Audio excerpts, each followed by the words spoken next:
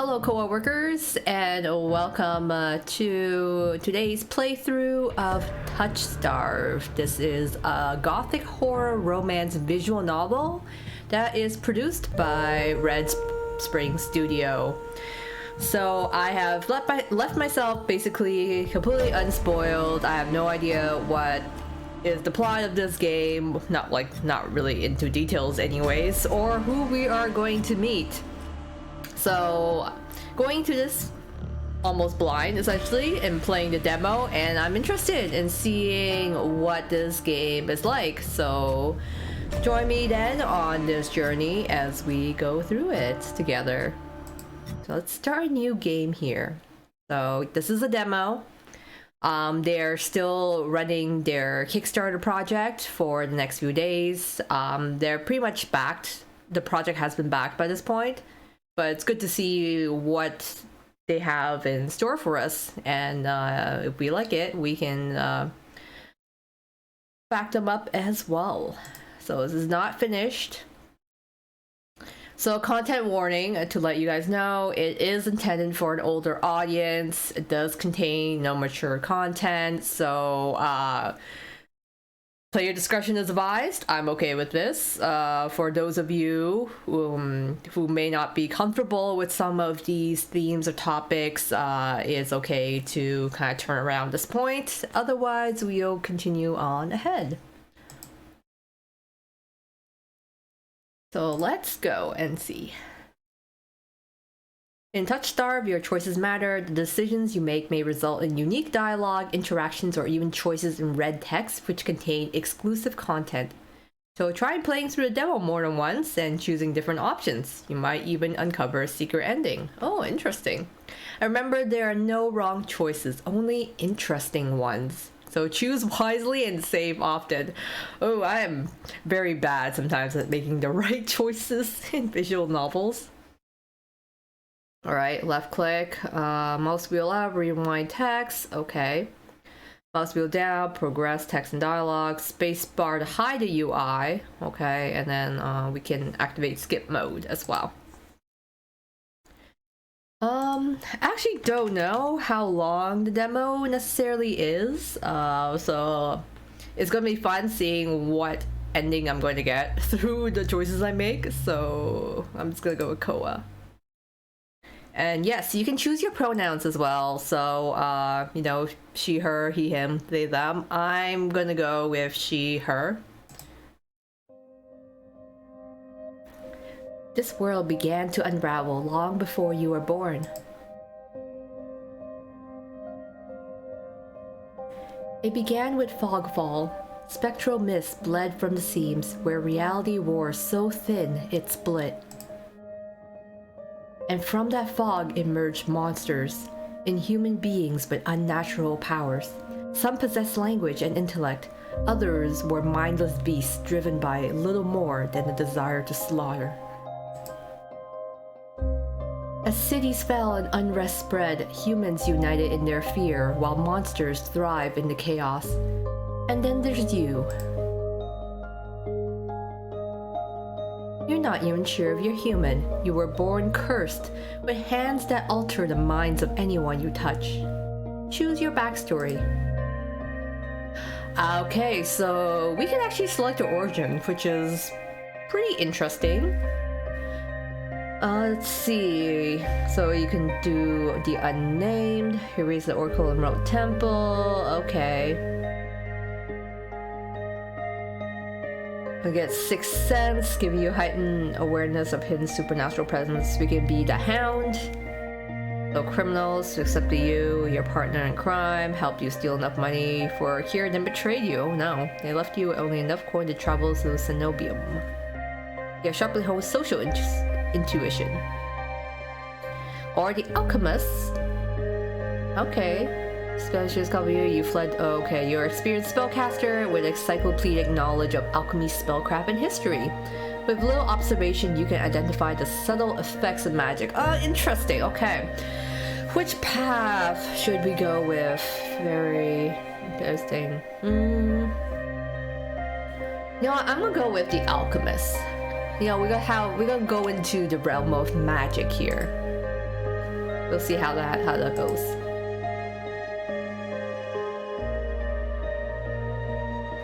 So, yep. We're Koa. I'm she, her, and my backstory is the alchemist. Is this correct? Yes.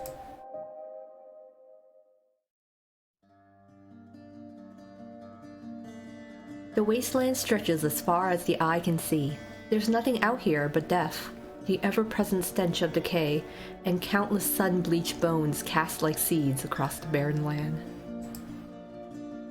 I could say death doesn't scare me, but to tell the truth, I'm desperate. It's been 2 weeks since I joined a caravan bound across the wastes. Finding a group that would accept me was a trial in itself. As rations grew sparse and my canteen ran dry, I began to despair, but then I saw it.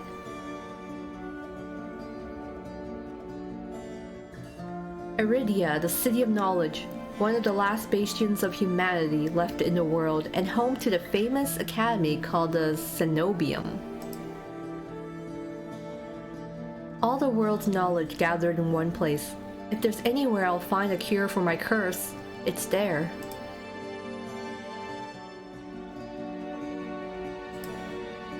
All that stands between me and a cure is a final stretch of salt-soaked wastes. Or so I think until I see the first tendrils of fog snaking beneath the wagon.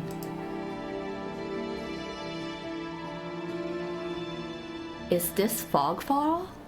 Hushed voice. My stomach sinks at the very whisper of it. A silent storm more devastating than fire. Dangerous in cities, but a death sentence beyond them. A thick blanket of fog engulfs us, smothering out the lantern's light. The wagon lurches to a stop. An eerie silence heavy as the mist falls all over us. The only warning we get is a strangled scream. Just stay back! No! The cry dissolves into wet gurgling. Ooh. Ooh. Then the wagon violently pitches to the side. I hit the ground hard, the air punched from my lungs. When I opened my eyes, adrenaline lends sudden, awful clarity to the carnage around me. A trader I once shared bread with lies face down in the mud, their back reduced to long strings of torn muscle, gleaming gristle, and exposed bone. Bodies litter the wasteland. Ooh, okay. This is definitely a gruesome start. I try to rise, but my ankle explodes with pain so blinding. White blooms across my vision. Only when my eyes adjust do I see the dark shape in front of me. A soulless stoops over the twisted form of the caravaner. I freeze, but it swivels its head. A dozen bulging eyes twitch in my direction and blink as one. The soulless lets out an ear-splitting shriek and runs at me. But right before it reaches me, the beast barrels past, vanishing into the mist. Distantly, a horse screams in the dark. I need to move now. Okay, oof. Do we run for the city or head towards the wagon?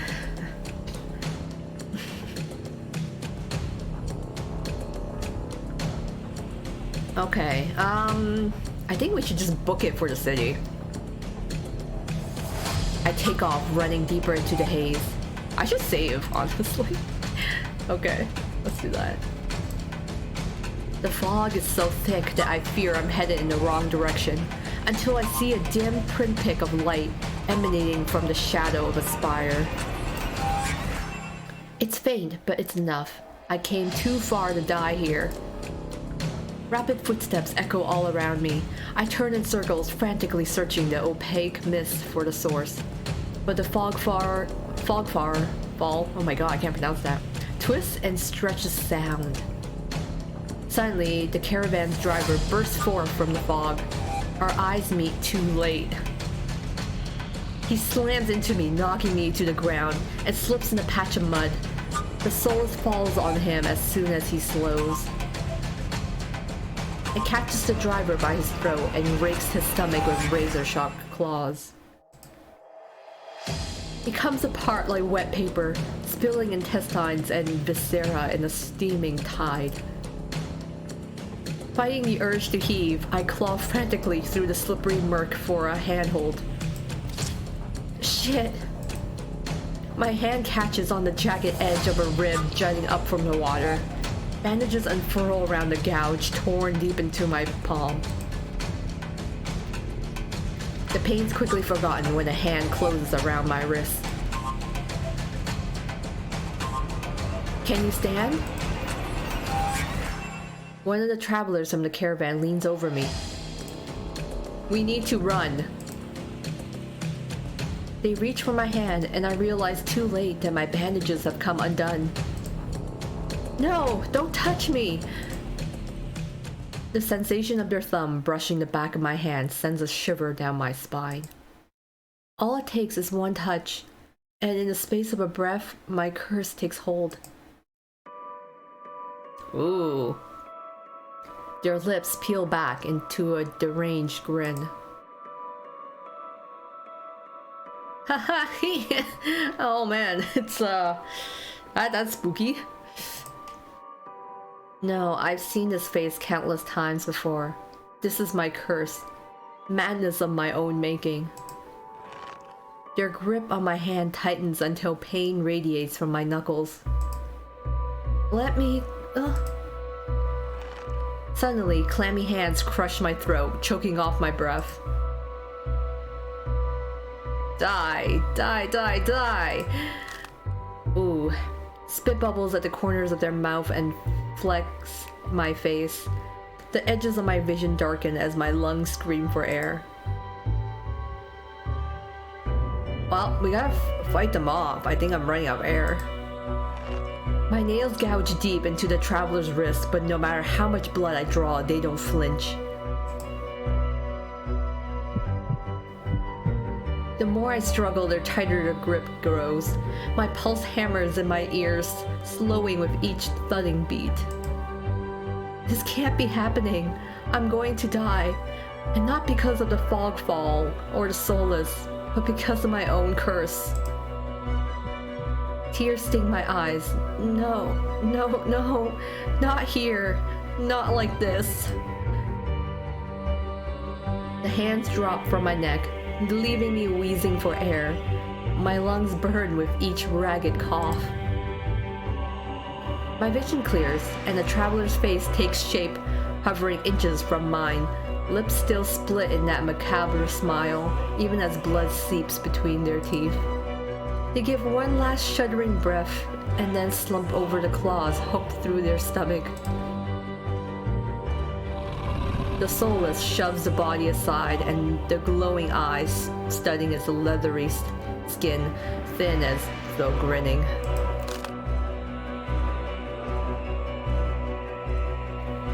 There's a flash of claws. Red spills across my vision.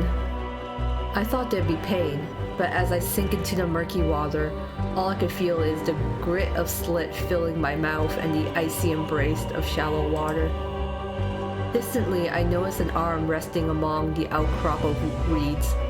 Mine, neatly severed at the elbow.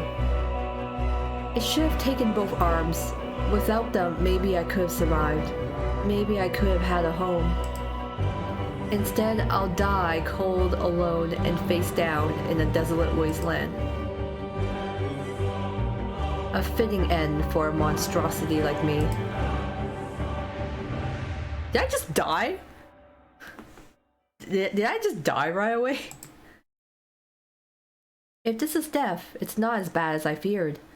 The cold is gone, as is the choking stench of bog water.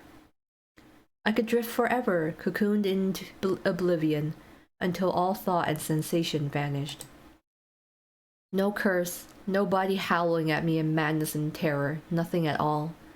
The thought has a terrible appeal to it. But the next moment, I take a reflexive breath. Air pours into my lungs, then out again in a ragged gasp.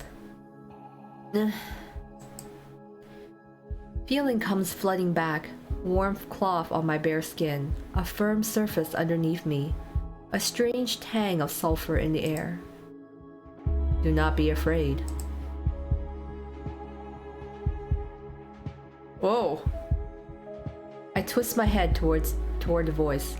Tears flood my bleary vision at the bright glow of lamplight. Try not to move. The voice is calm, steady, and commanding.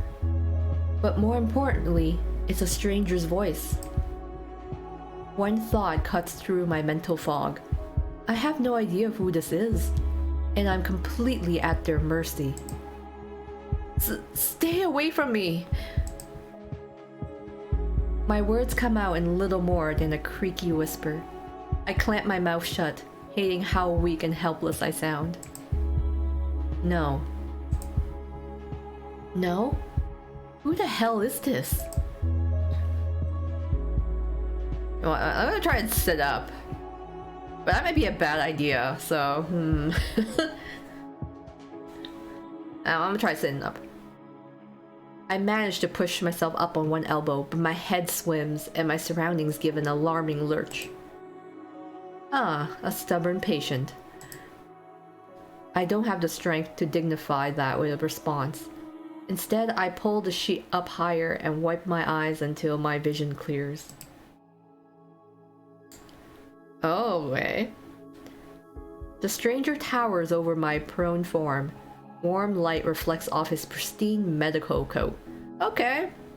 Well, it seems like he's a doctor. Maybe he can help us. I mean, I feel like this is our first handsome fellow we're meeting in this game. I instinctively shrink back, and that's when I notice that I'm completely naked except for a thin linen sheet. Naked, lying on a low cot with a pair of sharp golden eyes watching my every move. The man's gaze flickers to my exposed, unbandaged hands. I plunge my hands under the sheet to hide them from sight, though it's too late. He must have noticed what they look like. Strange, cursed, inhuman. I brace myself for his inevitable suspicion and disgust, but his expression doesn't even flicker from that courteous smile. He just watches in placid silence as I struggle to make sense of my surroundings. Where am I? Who are you? Be calm, you are safe here. Whoever this is, he clearly has no idea who or what I am. I've never been safe anywhere with anyone.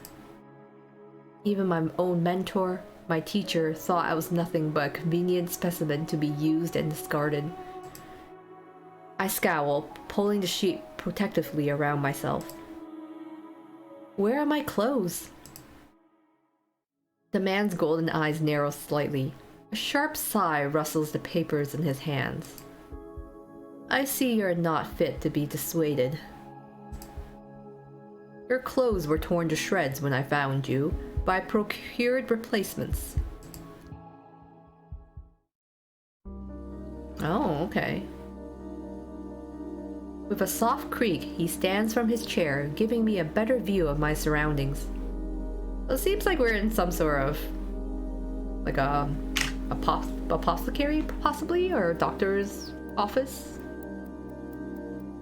It's got some medicine around him. I seem to be in some sort of medical clinic. Bottles of silvery alchemical, oh my god, alchemical concoctions line the counters in neat rows. The air makes my nose twitch, a faint whiff of smoke and something distinctly metallic that I can't quite place. The doctor produces a large, dense bundle of cloth, which he sets at the foot of my cot. He's easily a head taller than most, and I have to crane my neck to look at him. I mean, thank you. I suppose he did save us from dying. I should be polite if I can, especially since I don't know who this is, what he can do, or what he wants with me. Thank you. You are welcome. I will leave you to go to get dressed.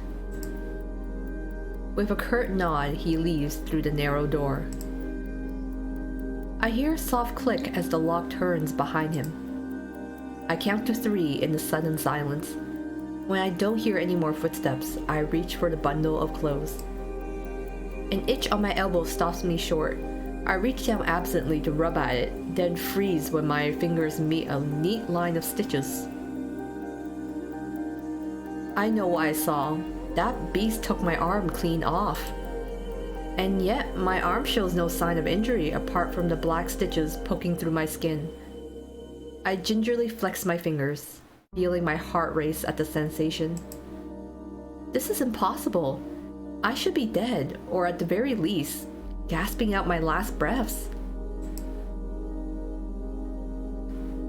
I squeeze my eyes shut, waiting for the pleasant dream to unravel, to wake up bleeding out in the swamp. But nothing happens. The seconds tick by, and my arm remains resolutely healed. My surroundings pristine and quiet. In numb disbelief, I reach for the replacement clothes and begin stiffly pulling them on. They're thicker and warmer than mine were, with a black woolen cloak to go with them. But there's still one thing missing: my bandages. The golden-eyed man didn't leave me with any, even though I know he saw my hands. I slid off the bed and take a few unsteady steps towards one of the drawers. If this is indeed a doctor's clinic, there must be bandages somewhere. I start opening drawers at random, and of course, that's when the door swings open once more. Are you looking for something? I roll around, clutching a thick roll of clean bandages. I try to step back from him, but my legs bump up against the edge of the cot. Your caution is understandable, though if I meant you any harm, you would know. That doesn't make me feel better in the slightest, but he makes no move toward me, so I quickly wind the bandages around my hands. The glowing scars and mottled skin disappear under a layer of clean white cotton. May I ask why you need additional bandages? I clench my jaw. I knew it would only be a matter of time before he asked about my hands, though the way he does it is strangely roundabout. We can glare at him, decline to answer, or say nothing. I'll just decline to answer him. Well, that's a very personal question, and I don't really want to answer. Is that so? Surely you realize that I can only help if you tell me what ails you. An involuntary snort of laughter escapes me. Where would I even begin? Would he even believe me if I told him? No, best to keep my curse to myself for now, and learn more about him first. Who are you? You may call me Karas. Is a Karas a Karas? I don't know. He's handsome though, so I mean I don't mind being looked after by you, Karas. And where exactly am I? Eridia, which I assume was your caravan's destination. I can think of nowhere else for a group of travelers to go. Eridia, so I made it to the City of Knowledge after all. I should feel relieved, but all I can manage is a vague sense of increasing unease. How did I end up here? I brought you to my clinic, of course. You were the only survivor from the caravan, barely clinging to life. You needed immediate treatment. Which you provided? Yes. He says it so simply, as if I'm a small child and he's explaining basic addition to me. I frown and flex the fingers on my recently healed arm. Aside from being a bit stiff, it feels fine, thoroughly attached to me. You're saying you stitched my arm back on? Pardon? A soulless attacked the caravan. It ripped everyone to shreds. It tore my arm clean off. But when I woke up here, I spent my entire life learning from a Cenobia mage, and I know of no alchemy or magic that could reattach a severed limb. Even if he somehow could heal me by magic, I should detect traces of it, but I sense nothing out of the ordinary at all. The doctor, Karas, pinches the bridge of his nose. He sits back down in his chair, quiet for a long time. I do not know where you come from, but Eridia is the city of knowledge and deadly secrets alike. Information is power, and it is most unwise to give or receive it freely.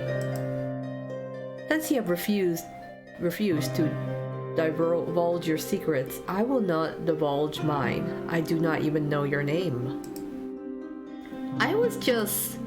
You are new to Eridia, and so I will overlook the specific breach of etiquette. However, you should not expect others to extend the same courtesy. Do you understand? He looks pointedly at my freshly bandaged hands. Loath though I am to admit it, he has a point. I'm also a complete stranger to him, and if he's telling the truth, he saved my life. I take a deep, steadying breath. This time, when I speak, I sound a bit more like myself. Koa. My name is Koa. It is a pleasure to meet you, Koa. There's a little more warmth in his smile, his polite demeanor back in an instant.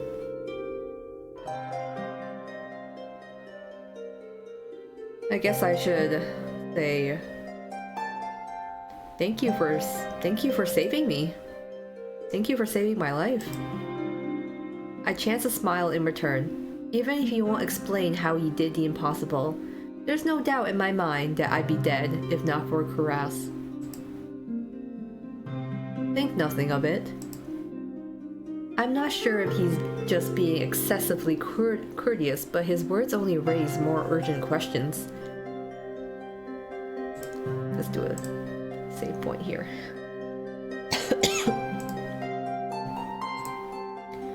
But I have to ask, why did you save me? You don't know me. The question seemed to startle Karas. I could hardly leave you to die in the oasis.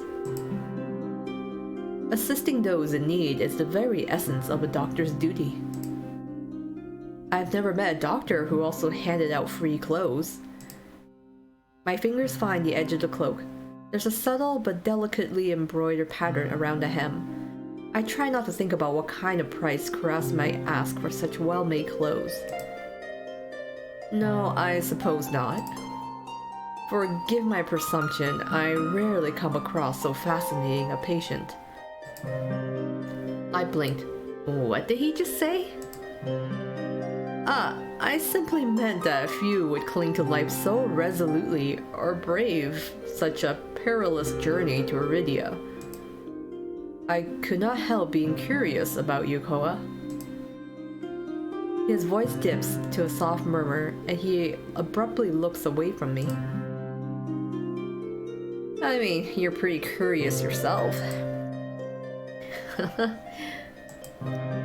Am I? Well, I haven't forgotten about my arm. I wiggle my intact fingers at him. Clearly not. But you haven't asked me for any payment either. I require none from you. Travelers do not have an abundance of coin, and it would be unethical to leave you destitute in a strange place. I fall silent, unsure of what to say to that. Nobody would help a horror like me for free. There has to be some sort of catch, some kind of catch or trick, right? A loud knock at the front door stops our conversation cold, and spares me from having to say anything else.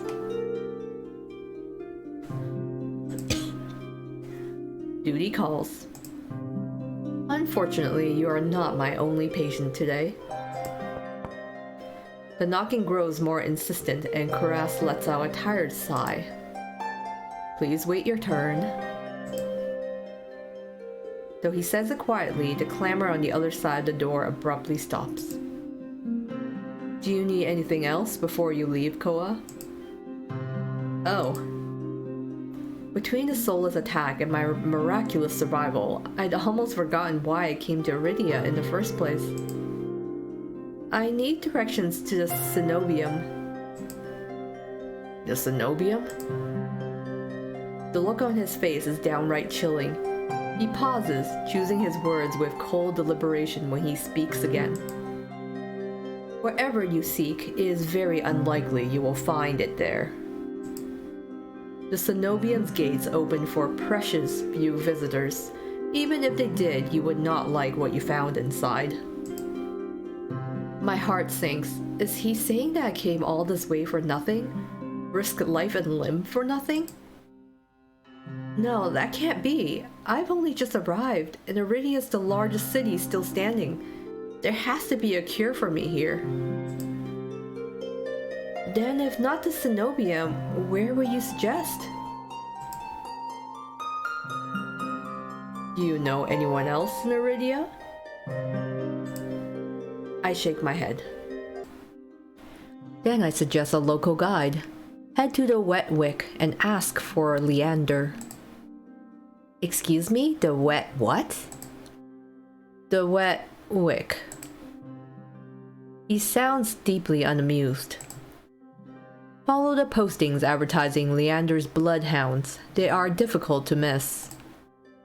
When you meet Leander, tell him I sent you. That isn't much to go on, but Karas points towards the clinic's back door. You will be safe as long as you do not draw attention to yourself. That's easier said than done. I've always been a magnet for the worst sort of attention. If you require my assistance, you may return whenever you wish. Though he's smiling, there's a note of finality in his voice. Resigned to my dismissal, I slipped out the back door. I find myself standing in a narrow and rather gloomy alley. I pull the new cloak up over my nose, stepping over the contents of chamber pots that have been emptied into the street. Something weighs heavily inside one of the cloak's pockets. My coin purse.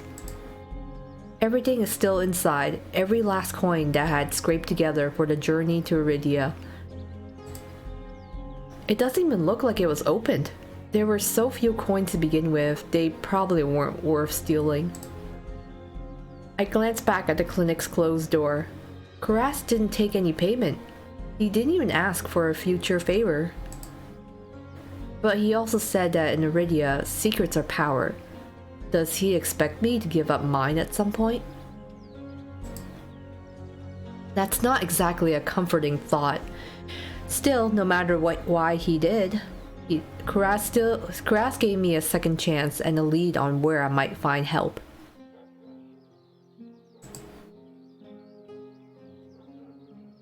I'd better get going before he changes his mind. I squeeze out of the alley and into the crowded main street. The line outside Karas' clinic stretches down the road already.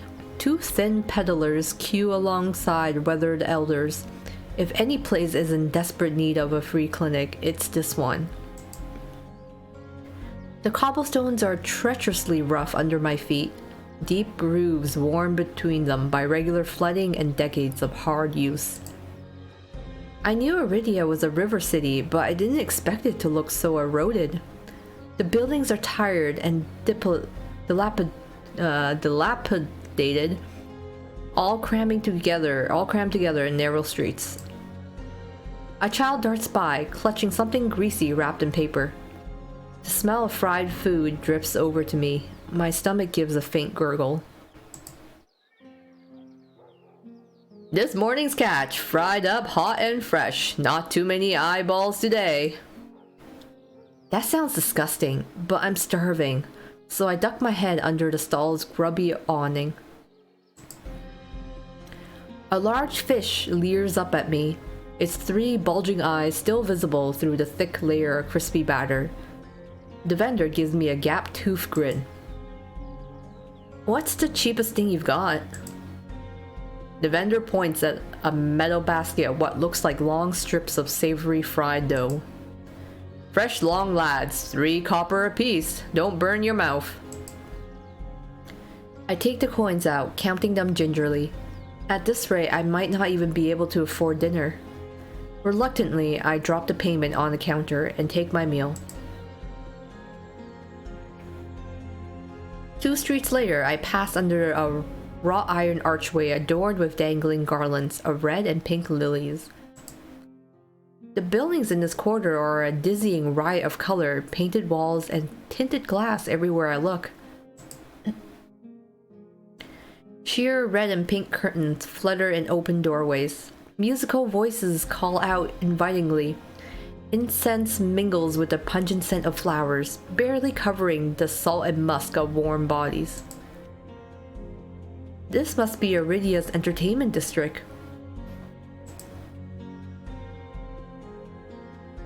I'm polishing off my food and dusting the crumbs from my hands when I spot a poster. It features the silhouette of a smiling man wearing a single dagger-like earring and the word Bloodhounds printed above his head. A motto, as above, so below, circles the artwork. If Leander is the leader of the Bloodhounds, then the face printed on the poster is likely his. I follow the line of identical posters around the corner, and nearly hit my head on the precariously dangling wooden sign. Looking up, faded orange letters read, "The Wet Wick." The facade of the building looks like it's seen better days, but I hear a faint music and laughter coming from inside.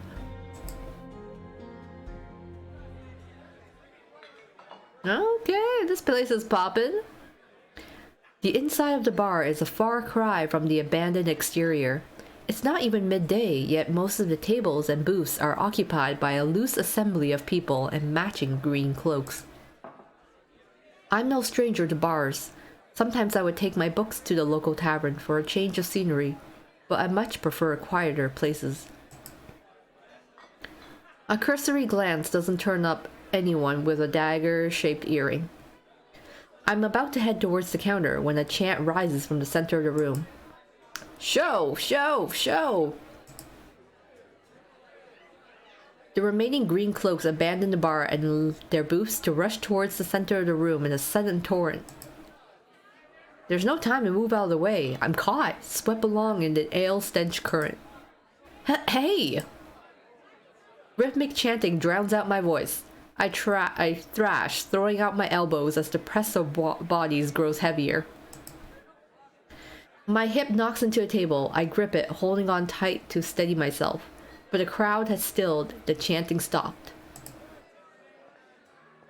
A pair of gilded boots stride toward across the tabletop. Seriously, you dogs? Again? Scattered laughter and cheers rise from the audience. I drag my eyes upward. Oh, okay. A well-dressed man stands on the table in front of me, his broad shoulders framed by the thick lapels of a trench coat. Oh, okay. Is this our guy? Is this Leander? I mean, he's also looking fine. This really is the last time, alright? This time when he speaks, the audience falls silent, as though bewitched by his magnetic presence or rich, low voice. But nothing is as captivating as his smile. He beams at the crowd around him, a performer on his makeshift stage. Don't blink or you'll miss it. He laughs, and the dagger-shaped earring dangling from his left ear catches the light in the flash of gold. It would seem I found Leander. He raises his hand above the audience and snaps. A flash of pale green light, real magic, no ordinary stage trick, blinds me. Ooh. Okay, nice. As the brilliance ebbs, my gaze refocuses on the mage towering above me. Okay, so he can use magic, so he's a mage. I like how tight his shirt is. It's like vacuum sealing his pecs. It's like, wow, buddy. Really showing what you got there. He flicks his wrist and the magic spiraling around him coalesces. A delicate flower stem sprouts from between his pinched fingers. One by one, glowing lily petals spring forth. With a flourish, the mage presents the conjured flowers. The audience bursts into clapping and cheers. My mouth hangs open, and not just on account of the impressive performance. There is no incantation, no spell circle. I've never seen something so beautiful and intricate conjured so effortlessly. Leander must be an incredibly gifted mage. No wonder Karas recommended him. Leander plucks the iridescent bouquet out of the air and turns in a slow circle, giving his audience a good look. Now, who could use some good luck? Eager onlookers scoot closer to the table. Some reach for the lilies, while others whistle and call Leander's name. But his cool green eyes slide right over them, locking on me instead. How about you?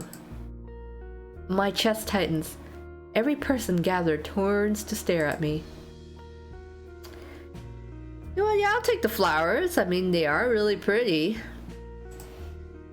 I reach out, all too aware of the way my fingers tremble as I carefully take the flowers from him.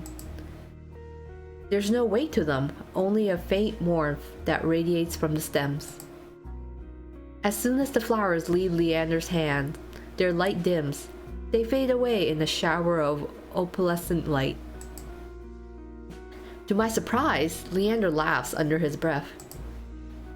That's the problem with flowers. They don't last long, but they leave an impression, right? He grins at me, and I find myself smiling back. Oh yeah, he's got handsome. Leander steps off the table, dropping among the excited crowd with an audible click. Alright, bloodhounds, get back to your drinks. Show's over. The green cloaks disperse at his command, returning to their tables and booths. Oh, wow, okay. He just made eye contact with us. Before I can make my way towards Leander, his eyes find me. He's got like really thick neck and like really broad shoulders, so, I mean, this guy is like built. He gives me a friendly wave, then beckons me over to the crowded counter. I manage to squeeze beside him, but there's so little room that his broad shoulder presses against mine. I tense, but he doesn't seem to mind at all. Is this your first time in Eridia? He says it lightly, with a genuine air of curiosity. Do I stick out that much? No, but I'm certain I remember seeing a face as lovely as yours around Lowtown. My eyes flicker to the polished countertop. I'm not used to flattery, and being this close makes eye contact difficult. As if on cue, the bartender approaches us. What can I get you? Surprise me and add anything my friend wants to my tab. I wasn't expecting the generosity, but I have to admit, I do feel a little thirsty after all that fried dough. Yeah, water's good. Water's fine. While the bartender leaves to fix our drinks, Leander leans his elbows on the counter. I'm close enough to notice the purple shadows under his lower lids. Purple shadows, okay. Is he just like not sleeping properly at night? Does he have eye bags? His eyes wander over me in return, but when they lock on my bandaged hands, a sour taste rises in my throat. Here comes the questions. So, what brings you to the Wick? Caress sent me. He pushes his hair back from his forehead, but immediately falls right back into place. So, it's about work. The bartender pushes a pair of glasses our way. I don't realize how thirsty I am until the cool water touches my lips. I drain the water in a single gulp. Leander takes a deep swig of his beer and lets out a satisfied breath. How can I be of assistance? I need to get to the cenobium. As soon as the word cenobium leaves my mouth, the entire bar falls silent. Bloodhounds twist around in their seats to gawk openly. Finally, an especially drunk one speaks up. The hell are you bringing up the cenobium in here? Throw him out! This is bloodhound territory! The vitriol catches me off guard. From the angry looks thrown my way, it's clear I've broken some unspoken rule just by mentioning the cenobium. When I glance at Leander, he's drinking as though he hasn't noticed the uproar. Only when he catches me looking down does he lower his glass. For the love of... He drags a hand down his face. Hey, keep it down, will you? This is business. I tense, expecting an argument, but the outspoken bloodhounds silently return to their drinks. Only a handful continue to watch me warily. Sorry about them. The cenobium's a bit of a touchy subject in these parts. Mix in enough drinks and, well, you saw. How about we continue this outside? When I give him a terse nod, he pushes away from the bar counter.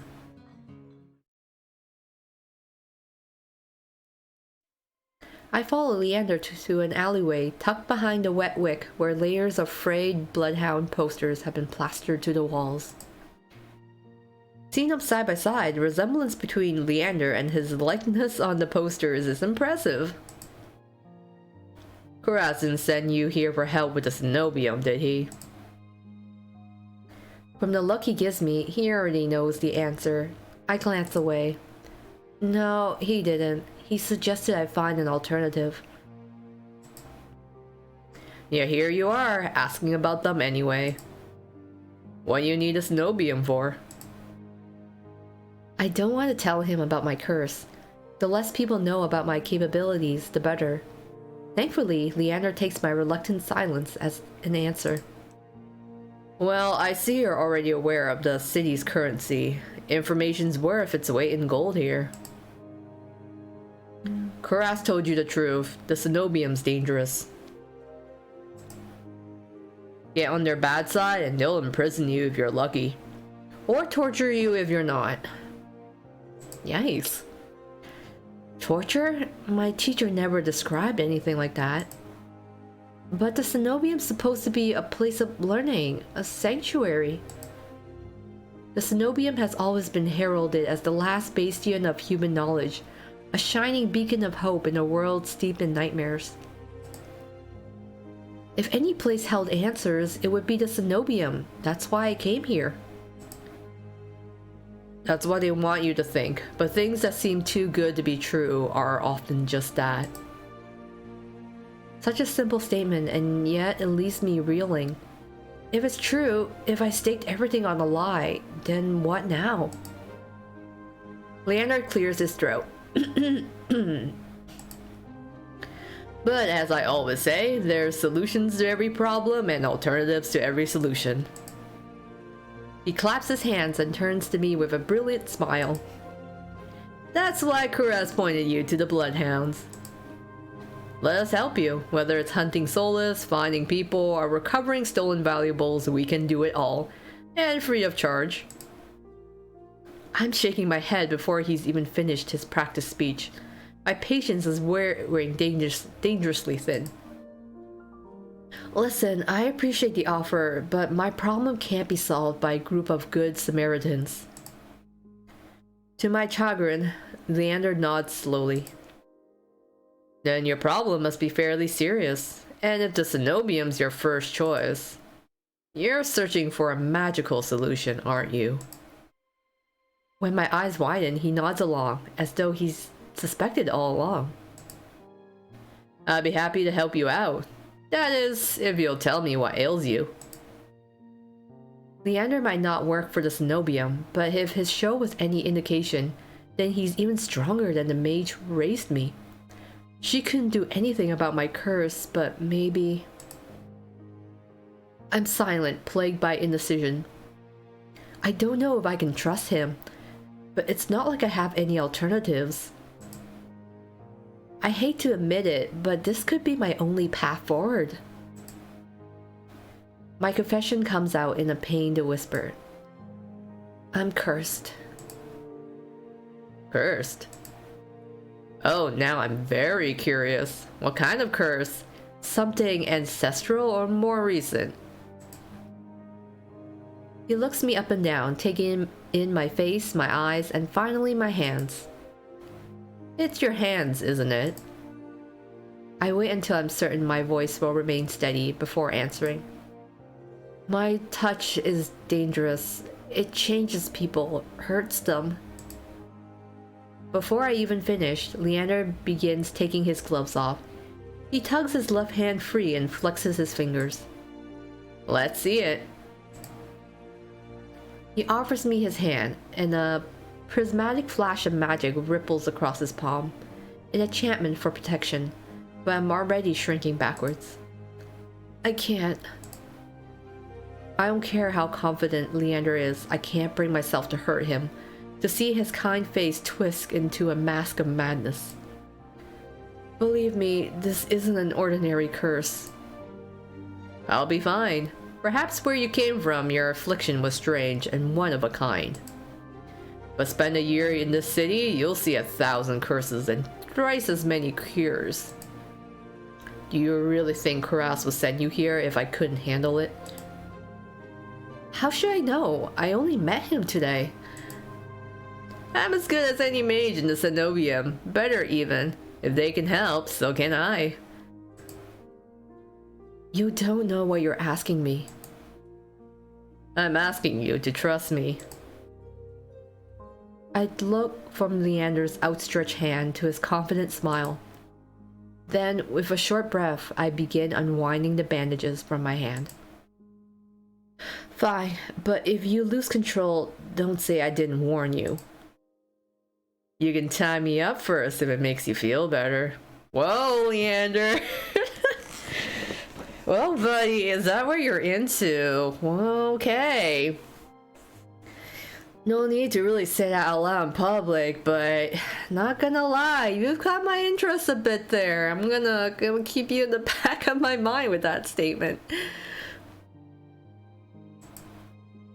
With each joint I expose, I grow more and more certain that this is a terrible idea. Ready when you are. If he's bothered by the way my hand looks, he doesn't show it. My fingers hover shakily over his palm. 3, 2, 1. Do I hold back or touch him?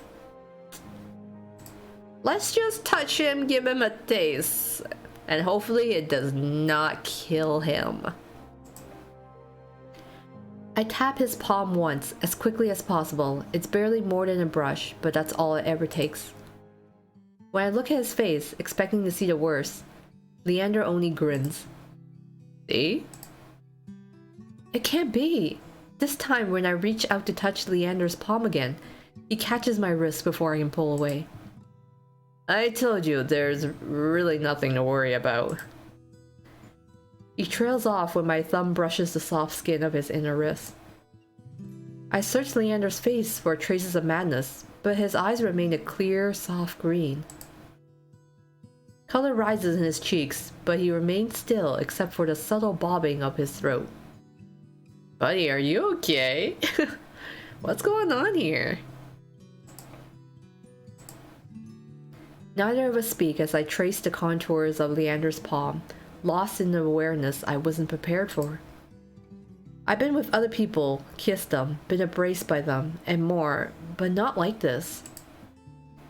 My fingers, long deprived by years of bandaging, pick up every single detail. The grooves of his palm, the smooth shell of his nails, the pulse of his heart. For as long as I've lived, I've never been able to hold someone's hand. Not without dire consequences. I never realized what I was missing until this moment. Oh man, we are doing some No, uncensored hand holding. Oh man, that is real spicy. Ungloved hand palm touching. Scandalous. While Leander's pulse is steady, mine is hammering as fear gives way to excitement. Or do I keep touching him or let him go?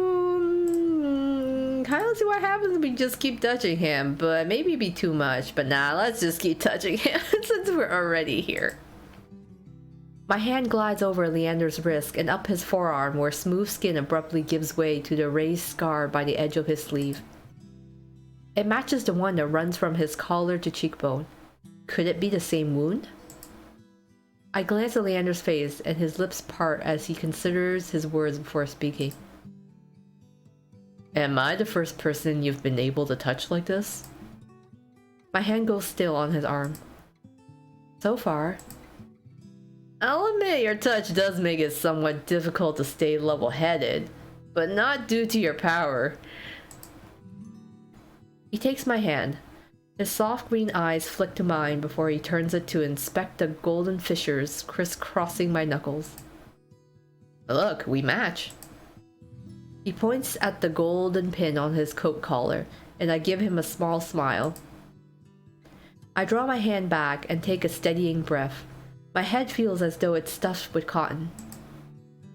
Habit alone guides me through the motions of rewrapping my hand, although my fingers tremble too much for the bandages to lie flat. I can't believe that worked. May I ask your name? I'm Koa. Man, we just had all that uncensored hand touching. We didn't even give our name. Man, this relationship is moving too fast. You were right to hide this from me, Koa. That curse of yours, it's unlike anything I've ever dealt with. I can tell you're discreet, but you'd best not go showing that off to anyone else. I didn't plan on it. Are you staying in Lowtown? I paused. Room and board was something I hadn't yet considered. I don't know. Let's get you properly settled then. The wet wick is noticeably quieter. Without their leader, most of the bloodhounds have dispersed, or in a few cases, fallen asleep beside their drinks. Got any rooms left, or did my lot grab them all to sleep it off? The bartender, who I now realize doubles as an innkeeper, slides a key onto the counter. You know I always keep the corner room open for your escapades. Leander's laugh sounds slightly strained. And I always appreciate it, but you're mistaken. This is just for my friend Koa. Sure, stay as long as you like. You two have fun. Escapades, huh? Leander clears his throat, then holds the key out to me. But I hesitate. My coin purse barely holds enough for a day's worth of meals, let alone a room. How much do I owe you? Nothing. Bloodhound rates. My treat since you shared your secret. Food, drink, a warm bed, anything you need. Carefully, I take the key from him. It's small, but weighs heavy in my palm. I never expected to have a warm bed in Eridia, let alone free meals. Thank you.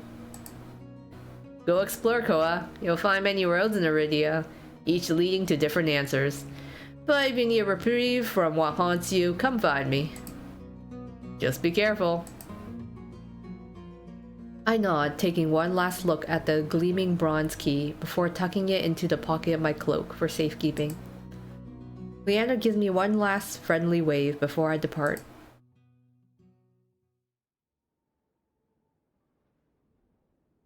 The air clings sodden and heavy.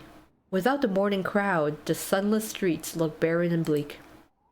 Even the peddlers are long gone. Only a pair of crows remain quibbling over stale crusts in the gutter. I feel a ridiculous pang of envy. At least they've got reason to fight. I've never felt so lost. Koras and Leander both made it clear that the Cenobium can't be trusted. But I came so far, endured so much. I need to see the cenobium for myself, if only to satisfy my curiosity. I should have asked someone at the bar for directions before leaving. I'm about to turn back when a shadow passes over me. Oh, is something bad gonna happen? I liked it meeting Karas and Leander so far. They've started growing on me. A cloud, I think, until a puff of hot breath tickles the back of my neck. Yikes! The shadow runs down the street in virulence. Formless dark spreads like the ink into blotted shapes. Claws stretch. A muzzle splits open to reveal long, jagged teeth. A growl rumbles so low and deep, I feel it. I want to run, to scream, but I feel trapped, as though the slightest movement or a single breath will snap the jaws around me shut. No, I won't let it end like this. If I'm going to die, I want to see what got me first. I steel myself, then turn. The shadow vanishes as quickly as it came.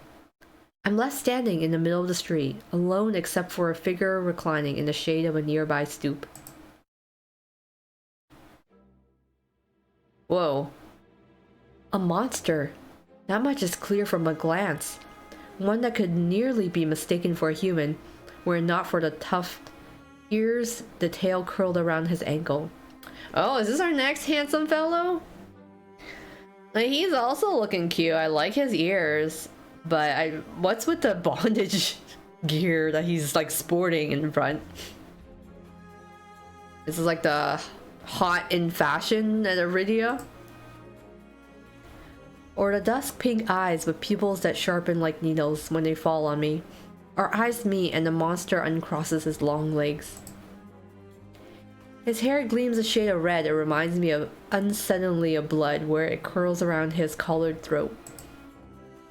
Jumpy, aren't you? His tone is so light and carefree that I glance over my shoulder and make sure he's speaking to me. When I look back, the stranger props his chin on his knuckles and regards me with an inscrutable little smile. Didn't you see that shadow just now? It was massive, moved like a beast. Even as I speak, I'm aware of how ridiculous I must sound, but the stranger's smile doesn't falter. The only beasts I've seen here are the Wick's drooling regulars, though this did catch my eye. He stole my key! With a flourish of his hand, my in-room key appears dangling from his finger. It turns on its chain, glittering when it catches the light. My hands fly to my cloak's pockets and sure enough, find them flat. He crooks his finger, beckoning. I've already taken 2 steps forward before some stiff instinct stops me. Something feels wrong. I'm still on the edge, thrumming with so much adrenaline that the stranger's shadow flickers at the edge of my vision. I always attract the worst kind of attention, but I can't get rattled now. I mean, where did you find it? How did you even find it? The key, I mean. What can I say? I'm a sucker for shiny things. He smiles wide enough to reveal pointed canines. I saw you drop it. You really should be more careful. City like this, somebody might take advantage. A bald-faced lie said with a hint of irony. I can't figure out how he picked my pocket under my nose, but I'm certain he took my key and I need it back. I approached the man, careful to keep an arm's length away. He doesn't look dangerous, but the most deadly ones never do. Oh, his ears twitch! That's so cute! The stranger's chain softly clinks with a tilt of his head. His ears flick. Keeping your distance? I'd be stupid to trust you. You think I stole your dinky little key from all the way over here? He gives an exaggerated sigh. I'm good with my hands, but not that good. Do I really look like a common thief to you? I don't know, he is so sus. He looks so sneaky, I do not trust him. He looks so suspicious. He's got me there. The sheer fabric of his sleeves alone would be too expensive for most street thieves. Hell, his shoes look like they cost more than I spent traveling here. And then there's the shop behind him. No matter the city, parted pink curtains only ever mean one thing. I'm not looking to buy, and I doubt I could afford your services anyway. Luckily for you, I don't charge. The man runs the tip of his tongue over a fang, and for the first time since I stepped into that shadow, I feel something other than dread. My face grows hot. He's gonna be a real seductive one. This guy's a real flirt. That's not what I meant. I'm flattered, really. Were sex my trade, I might make an exception for you. How about half off for a handy? Or you could just hand over my key. Ask nicely, I might not even let you tug my tail. Just throw it here. So some spinny little street urchin can snatch it and run? He raises my key and tilts his head so he can watch it dangle back and forth. I suppose I could just claim your room for myself. Not that I'd be caught dead slumming in the wick with the rest of those slack-jaw imbeciles. You're obviously not from around here, so tell me, traveler. What misfortune brought you to this wretched place? His voice practically drips with derision. I'm not telling you anything. What could have possibly drawn you to this dreary little pig pen, I wonder? He listlessly watches the arc of my key swinging around his finger. The weather's shit, the food's dreck, and there's entirely too many monsters for a human to feel safe. Unless... Dagger-sharp eyes flick towards me. They gleam with amusement. Unless you're just dying to consort with monsters. By now my embarrassment has worn away, leaving simmering impatience in its place. If this is a shakedown, it's the most frustrating one I've ever heard of. We flirt back or turn him down? Well, he seems to be getting a real amusement out of our reactions, so maybe we can just like flirt back, you know, two can play at this game. How'd you know that I'd spent all my money, starved, and nearly died in the swamp just so I can crawl into bed with the first thirsty monster I saw? That earns me a burst of breathy laughter. He gazes at me under his dark lashes. Aren't you funny? Could you be any more obvious? I have been told subtlety's not my strength. So, your place or mine? Oh my god. This guy.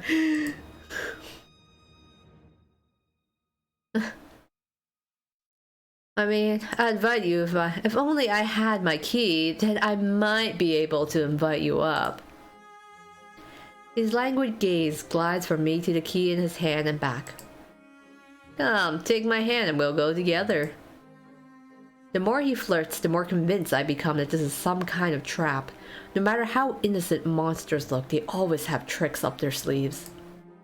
And something tells me that this one's more dangerous than he lets on, even if he has a lovely laugh.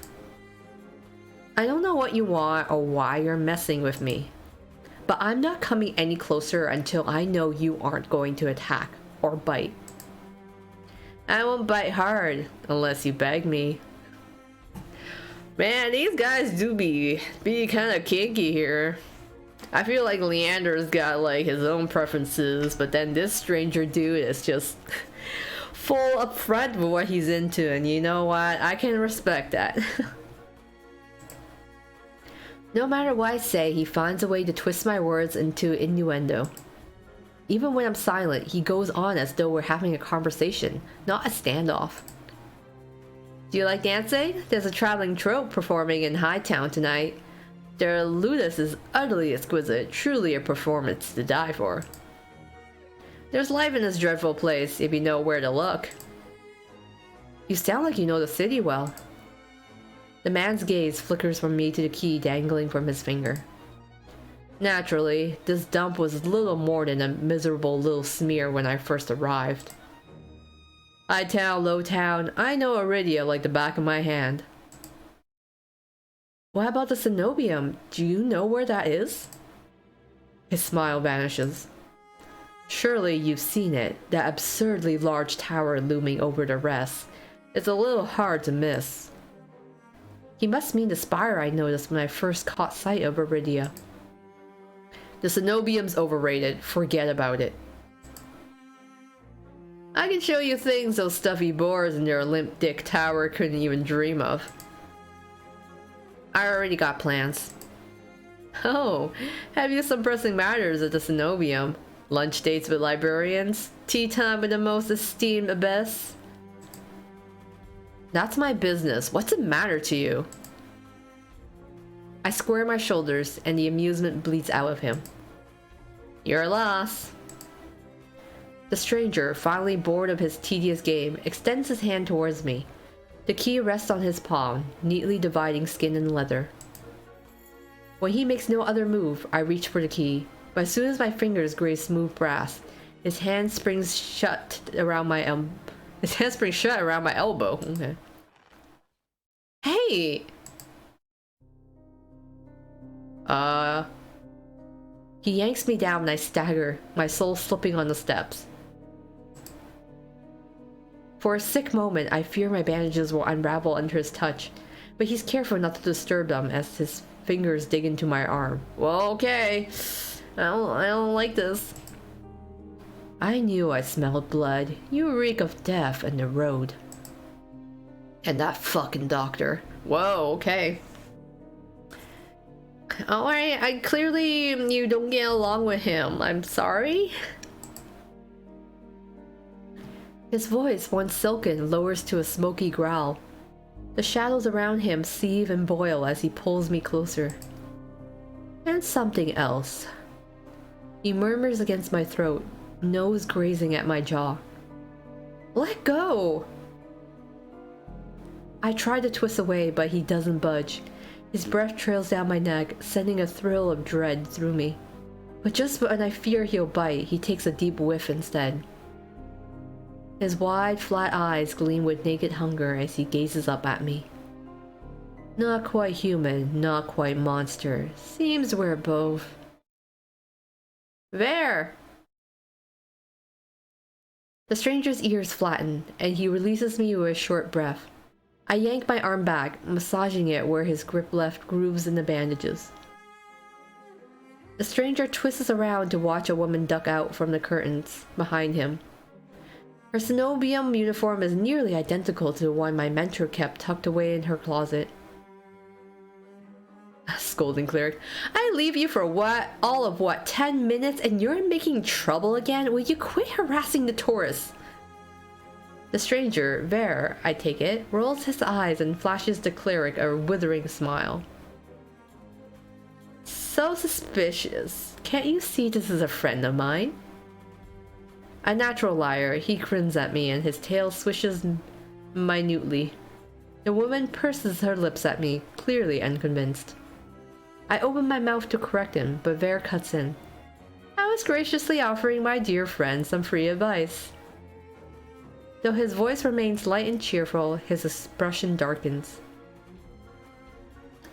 Danger's drawn to you like a moth to flame. It will always find you given time. The woman clucks her tongue as though she's heard this recital 102 times. Word of advice, don't take free advice from lazy foxes lounging in the streets. This crook would sell water to a drowning man for the sheer enjoyment of it. She shrugs off a wilting look from Bear. Oh please, any friend of yours knows it's true. Now hold still. Bear rises gracefully at her approach. He pushes his hair aside so it drapes over one shoulder, exposing the long line of his neck. And suddenly, it dawns on me that the jingling I heard earlier wasn't coming from the harness attached to his collar, but a leash. Oh, he's on a leash? Okay. A heavy iron chain wound around a hitching post and padlocked to the back of his collar. Bear posed deliberately to hide his leash from me. Okay, buddy, so you're kind of stuck. The woman produces a keyring from her pocket. She riffles through 1,000 identical keys before selecting one and slotting it into the lock. Come on, let's your friends tagging along are on a merry little soulless hunt.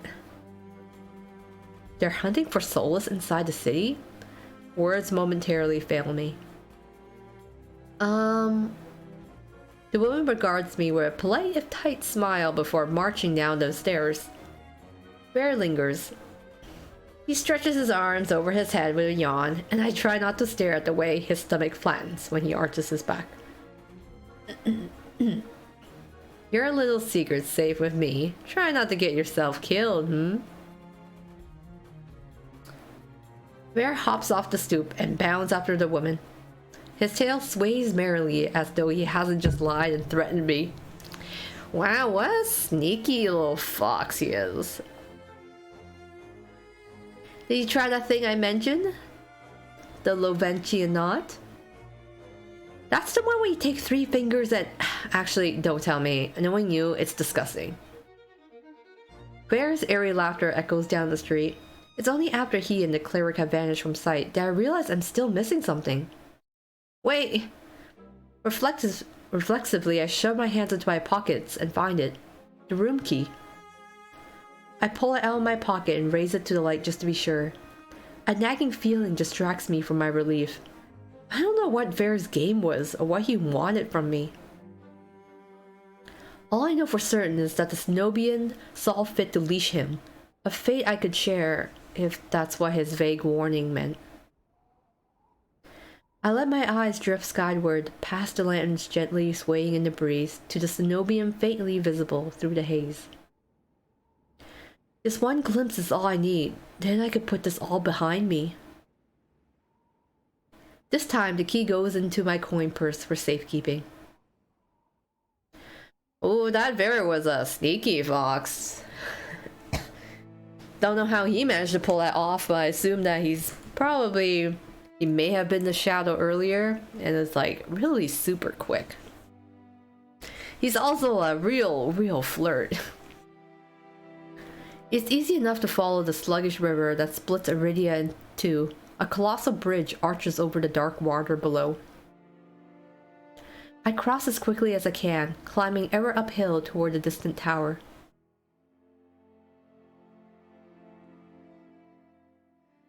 Okay, it is a pretty big building here. Hours later, legs aching, sweat beading on my forehead, and I finally find what I was searching for. The cenobium of the luminous void. It stands at the highest point of Eridia, surrounded by cold white walls. Well-dressed people stroll down the walkways, paying no attention to the massive tower in their midst. I'm the only one standing before the gates. I crane my neck up and up until the top of the Cenobian tower disappears into the clouds overhead. The gates are so heavily enchanted that even standing near them sets my teeth on edge. Alchemically reinforced locks, invisible sigils of alarm, and who knows what else. Knocking seems like a terrible idea, but I don't see any other way of making my presence known. I'm halfway up the steps when something moves in my peripheral vision. A shadowy figure crouches beneath one of the white walls. They reach out and tug on a vine as if testing its strength. Oh, this is our next handsome fellow we're gonna meet, right? Oi, you there! The shadow vanishes as quickly as I spotted it, and a gaunt-faced man in a crisp charcoal uniform marches up the steps towards me. Ugh, another tourist. Get out here once you're done gawking. A dismissive wave accompanies his equally dismissive words, and he turns on his heel without even waiting for an answer from me. I look back at where I saw the intruder, but there's nothing, just the leaves blowing gently in the cool breeze. Aw, we didn't get to see him. I step away from the gates, hopelessness washing over me. Hello. A whisper, so close I can feel the warm brush of breath on my skin. I instinctively jerk away, but there's no one beside me. Halfway down the staircase, I spot a woman swaying in the breeze. She's gaunt as a rail, her blouse moth-eaten. I'm unable to take my eyes off her, not because of the way she smiles a little too widely, or the way her tousled braids look unbrushed for days, but because her eyes shine a vibrant, unnatural crimson. I'm both entranced and unsettled by their subtle glow. These days, you need a miracle to get in there. I'm unsure how to respond, or if I should. I mean, we could be sarcastic about it. How about that? I'll be a little sarcastic. Seems like I'm in the market for a miracle. Know anyone selling? She beams at me like I've said the greatest thing she's ever heard. Luckily for you, I have them for free. Whatever she's selling, I'm not interested. My words come out in a tired breath. No thanks. I start down the stairs, but she abruptly steps into my path. She turns her back to me, and before I can react, she slips her finger under the lacing of her collar, stripping out of her blouse in broad daylight. Whoa, oh, okay. What do you do? As warm fabric unveils bare skin, my panic is smothered by cold horror. A misshapen, sunken scar carves into the woman's body. Pitted, gnarled skin snakes down her shoulders, blooming from a gaping hole in the back of the neck. Oh. A shuddering breath escapes me. Whoa, what? By the looks of it, the disease that afflicted this woman ate away at her spine, leaving her with a hollow vertebrae at the back of her neck. Ugh, yikes. How is she able to move or breathe? It's impossible. She shouldn't be alive, and yet... The power to cure anything can be yours too. The power of the sea spring.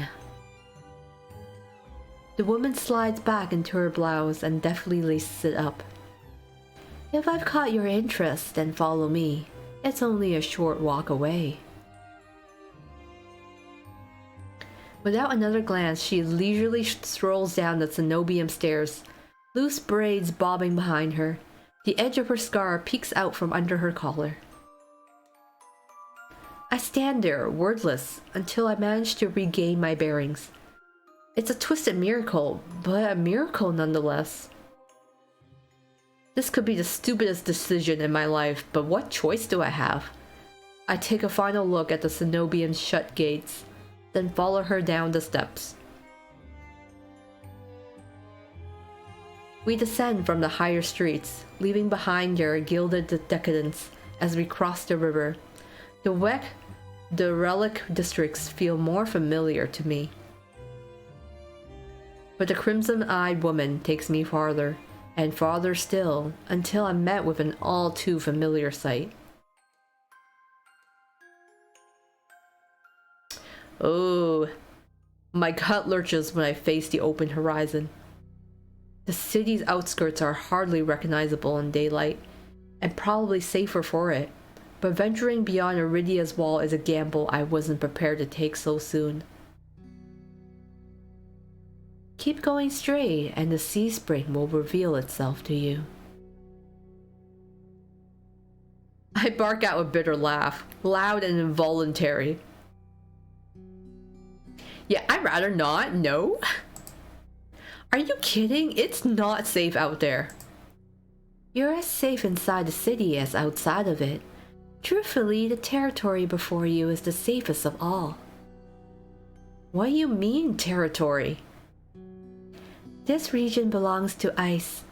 Most people know him as a gang leader, but he's much more than that.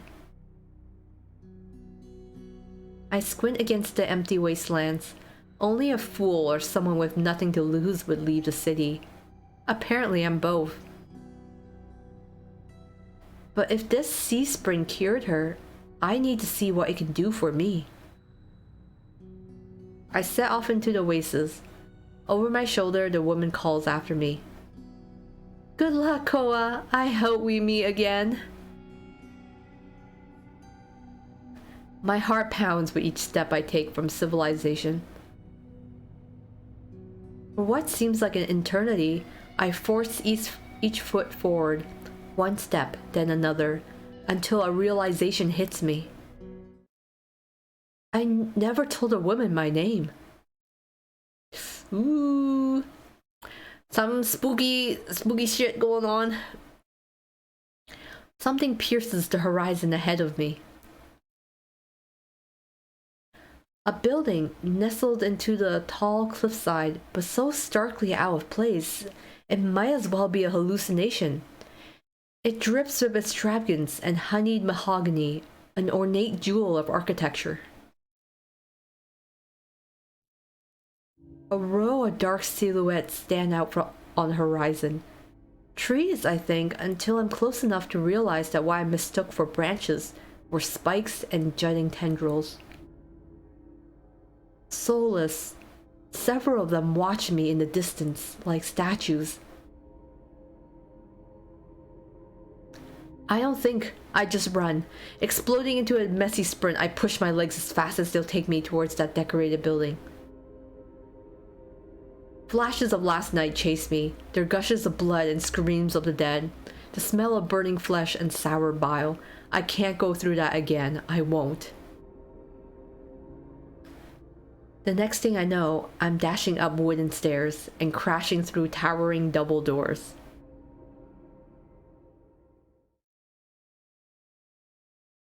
Oh, interesting. Like a little, Shinto shrine, almost. I gasp for air, my lungs burning from exertion. I'm desperate to be safe, but when I process my surroundings, it's more hellscape than sanctuary. Blood flows all around me, overwhelming my vision with a lurid, unholy red. Instinctively, my hand leaps to my mouth, but the rotten stench of blood never comes. Instead, a smoky scent hangs in the air, sharp and spiced. I swallow thickly, convincing myself that it's not as gruesome as it appears. This has to be the sea spring, the place that grants miracles. Pulling my eyes away from the pool, I take in the rest of my environment. Tall pillars flank me, blanketed in written notes. Seating pillows scatter the floor. A rustic kettle sits nearby. Someone must live here, despite how eerily empty it is.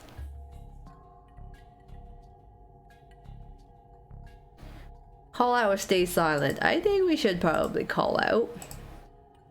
Hello, anyone home? Hello, is anyone here? My voice echoes across the cavern without response. I approach the paper-covered pillars. Maybe something here can tell me more. I reach for... the top one, the closest one, or the bottommost? No, let's go from the top. I reach for a note that's higher up. It reads, "No one will read this, but it's not for anyone else. This is evidence I existed in this rotten, grim world. Even so, I wish I could have stayed longer. The bog girl will be lonely without me. I should have told her how I..." The rest is scratched out. I wonder who wrote this. Before I can ponder it further, a sharp chill runs down my spine. Something's watching me. I quickly set the note back, my eyes darting around the wooden deck. But it's still empty. Vacant. Finally, I look towards the sea spring. That stillness hides something deeper. Something's wrong. Hey. I spin around and come face to face with a pack of soulless. Whoa.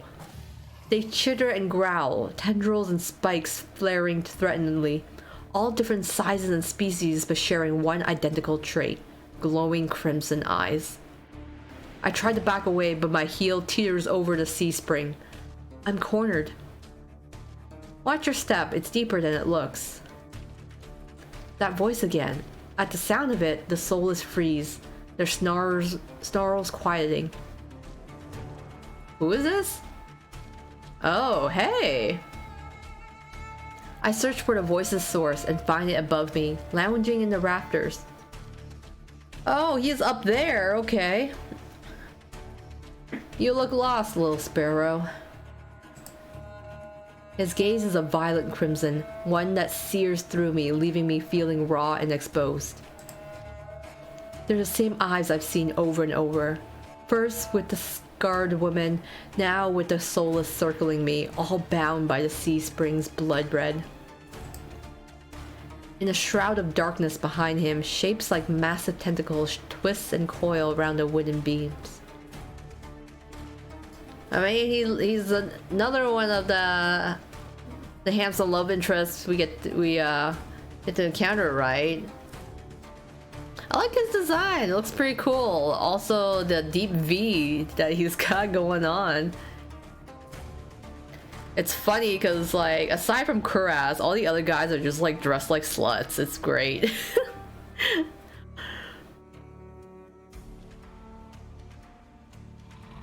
I can't focus. The soulless growls in my ears. They're not advancing, but that they could change at any second.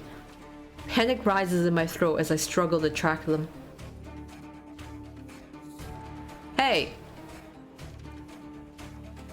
Eyes on me. My stomach rolls as I tear my eyes away from the soulless. Don't ignore someone who's talking to you. It's not polite. For a moment, anger knocks my fear aside. Who is this bastard? Yeah, just let F you. I look right into his unnerving eyes, holding his gaze defiantly. Fuck you, is that better? A crooked grin cracks across his face. We'll work on it. I scan the soulless again. They really aren't attacking, posturing more than anything else. Almost as if they're waiting for commands. Did you tame them? Power up the sea spring.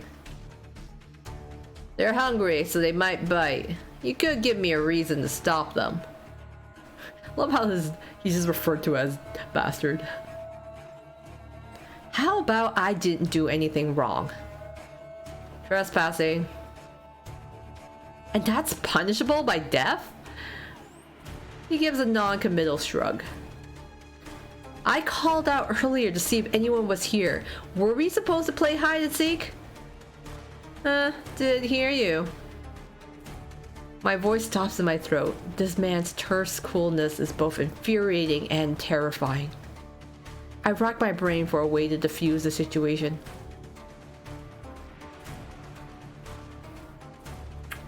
I mean, do I ask for help or tell me what you want? Oh, I guess tell me what you want. I'm not in the mood for guessing games. Your hands. Alarm jolts through me. I hide my hands under my cloak. Show me. Why? Won't ask twice. With a sharp huff, I reluctantly hold out my bandaged hands. Are you getting off on this? Unwrap them. Heat rushes to my face and fire to my tongue. I should give him a piece of my mind, but not when his soulless are one command from ripping me to shreds. Alright, if you're really into this, I guess I can give you a little bit of a striptease as I uncover my bandages. Yet no matter how much I will myself to move, my body is frozen in place. I stand here for a long, agonizing minute. My hands are trembling when I finally raise them. I know the skin beneath the wrappings all too well, the hideous, unnatural flesh I've grown to despise. I grip the edges of the bandages. Stop. With a weary sigh, the man slides off the beam and lands with a thud that shakes the panels underfoot. He's a monster, with an imposing figure that towers over me. I couldn't tell how tall he was before, but he's big. Illuminated by lantern light, his features are stronger, sharper. He's also pretty beefy. Subtle clicks of metal accompany each of his footsteps. The closer he gets to me, the faster my heart hitches. What does he want? Is he going to kill me? I step backwards and find nothing to set my foot on. I've forgotten my back was to the C-spring. I fall, right before a warm hand catches my lower back. I'm hovering above the C-spring, the scent of smoke and leather enveloping me. Blazing crimson eyes bore into mine. Told you to watch your step. I'm too stunned to muster a response. Like I weigh nothing, he guides me back to solid ground and steps back. Following a subtle gesture from his fingers, the souls around us disperse and relax. The shift in their demeanor is so abrupt, it gives me whiplash. The enormous tentacles are no longer in the rafters, though now I doubt I ever saw them at all. Either way, I exhale a breath of relief. Thanks. As focused on me as he was before, the monster pays no attention to me now.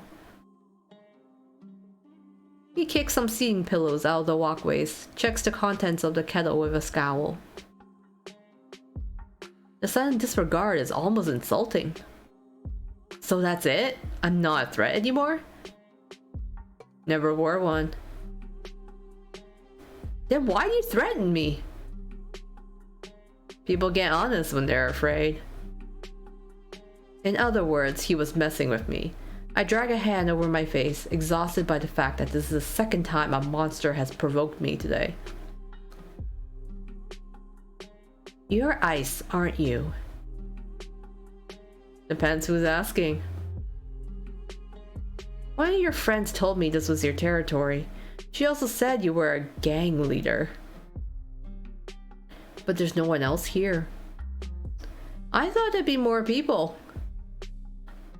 Ice picks up the kettle and walks to the edge of the C-spring, then dumps out the contents into the endless red. Gang took a walk. His pleasant smile stretches across his face, ear to ear. Okay, this is an interesting change in demeanor. Then in an instant, it drops. I get the sense that I shouldn't ask about his gang again. What do you need the C-spring's power for? Depends. Can it cure a curse? Probably. You mean you don't know? Nope. He shakes out the empty kettle and starts collecting stray cups, tidying up. My frustration builds. I narrow my eyes at him in a questioning glare. When he notices, he returns it with a amused smirk. Are you being irritating on purpose? Listen, Sparrow. The C-spring can cure anything. Nothing's stopping you from trying it yourself. What do I have to do? Drink. I have to drink from the C-spring? My eyes glide to the blood-like pool beside us. The idea of ingesting this strange liquid makes my guts churn. It's not as if I'm averse to elixirs or decoctions. I've made my fair share of them, but one misstep and you can easily meet with a fate worse than death. Is there a price? Always. Ice taps his temple with a finger. You lose it a little bit. That's it? Might have already beat it to the punch. My humor earns me an amused, fanged grin.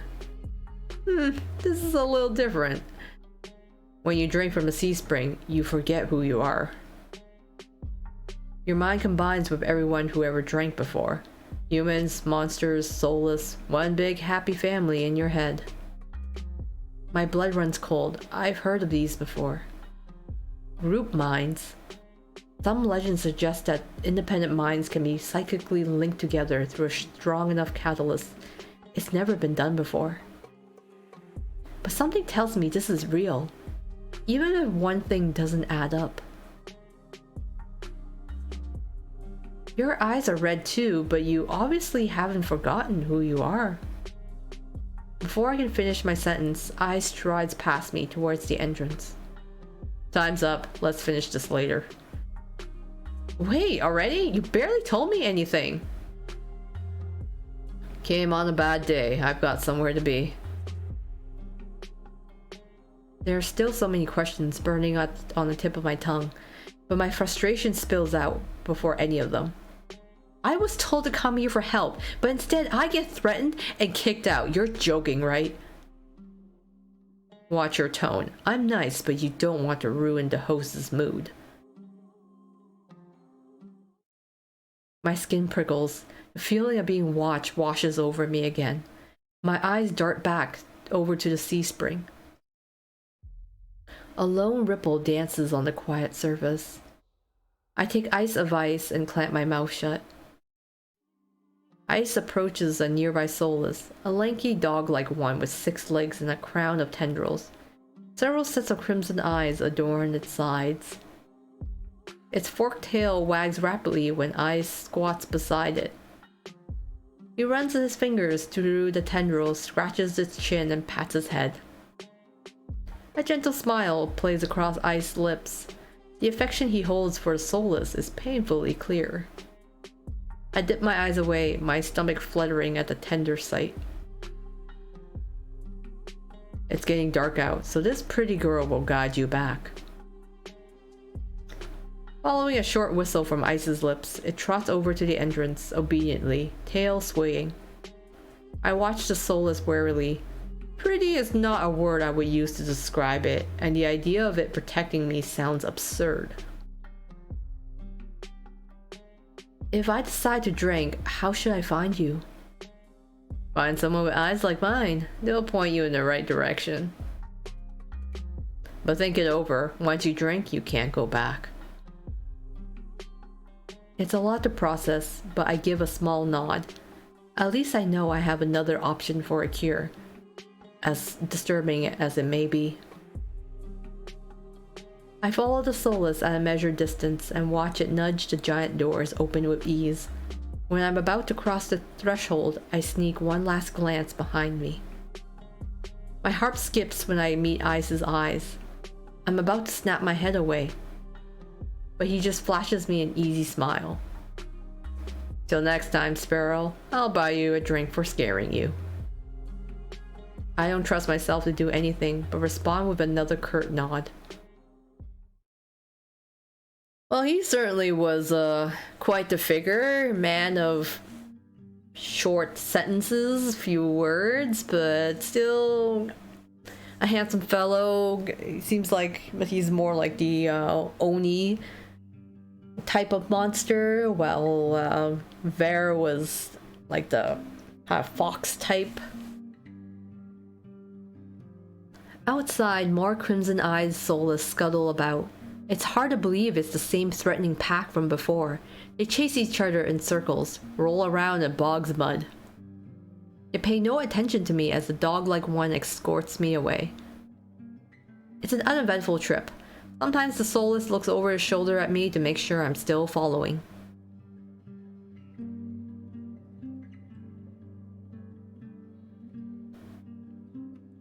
Dusk darkens the sky by the time we reach the city.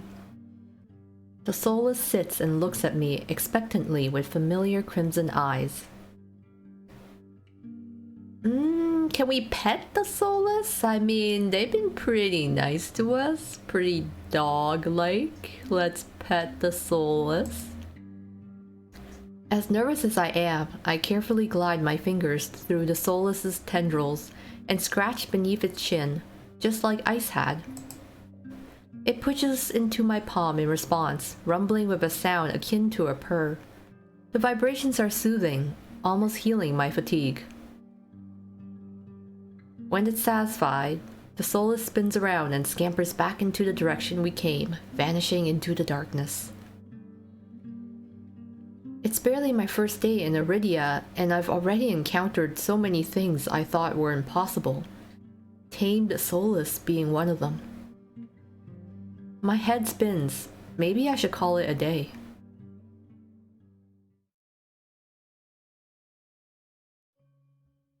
Nightfall creeps across the streets of Eridia. The city, labyrinthine even in daytime, has become a warren of treacherous alleyways. The streets are completely deserted. If I hadn't been here earlier, I would have thought this part of the city abandoned. But in the background it's showing all the lights are on, so... not quite fully abandoned. I make my way through the winding streets, doing my best to keep my bearing towards the wet wick. My steps slow when I hear rustling in the dark. I strain my ears, but everything is still. Is the silence playing tricks on me? I'm imagining things or something is wrong. Oh. I don't know. I feel like we should be extra cautious. Something is wrong. The fine hairs on the back of my neck prickle. A fission of discomfort running down my spine. Something is wrong. My eyes dart from one side of the street to the other, searching for movement, but the shadows are as deep and dark as pools of ink, and I see nothing. I can't stay here. I need to reach a busier part of the city. Drawing my cloak tighter around my body, I hurry on my way. Though I keep my eyes sharp and listen intently, there's only the sound of my own footsteps. As the moments pass and nothing happens, I begin to wonder, maybe I really did imagine that noise? I turn the next corner and my thoughts come screaming to a halt. My head spins, the world blurring as adrenaline rushes through my veins. Only one thing is clear amidst the haze. The Solus that attacked the caravan. Oh, this guy's back. Okay. It's crouched over a dark, indistinct shape. A body. A garland of intestines spill from pallid flesh. Blood grouts the cobblestones. For a mercy, the Solus is too distracted by its meal to have noticed me. My feet feel as heavy as stones, but I can't just stand here. Holding my breath, I take a step backwards. When the wet, slurping sounds don't abate, I take another, then another. Then a shard of glass crunches under my heel. The world seems to slow to a crawl as the Solus raises its head, blood dripping from its tendrils. Every single one of its sulphurous bulging eyes fixed unblinkingly on me. It's really here. It's come back for me. Run! Oh, that's the only choice we have? I'm off like a shot, running for my life through the darkened streets. Behind me, a piercing bay splits the silence and heavy footfalls pound after me. My head thunders in my chest. I take turns at random, trying to lose it in the maze of streets, but I can't seem to shake it. I can hear its breathing now, a wet, fluttering rasp, growing closer and closer. The same claws that severed my arm swipe out. I duck, saved by pure reflex, and skid around a corner. I take 3 running strides before the bottom drops out of my stomach. A wall twice as high as me bars my way. A dead end. When I turn around, the Solus looms in the entry to the alleyway. It's no longer running. It doesn't have to. As it prowls closer, my thoughts race. Some of the buildings lining the streets are lit. There must be people inside. It's a long shot, but...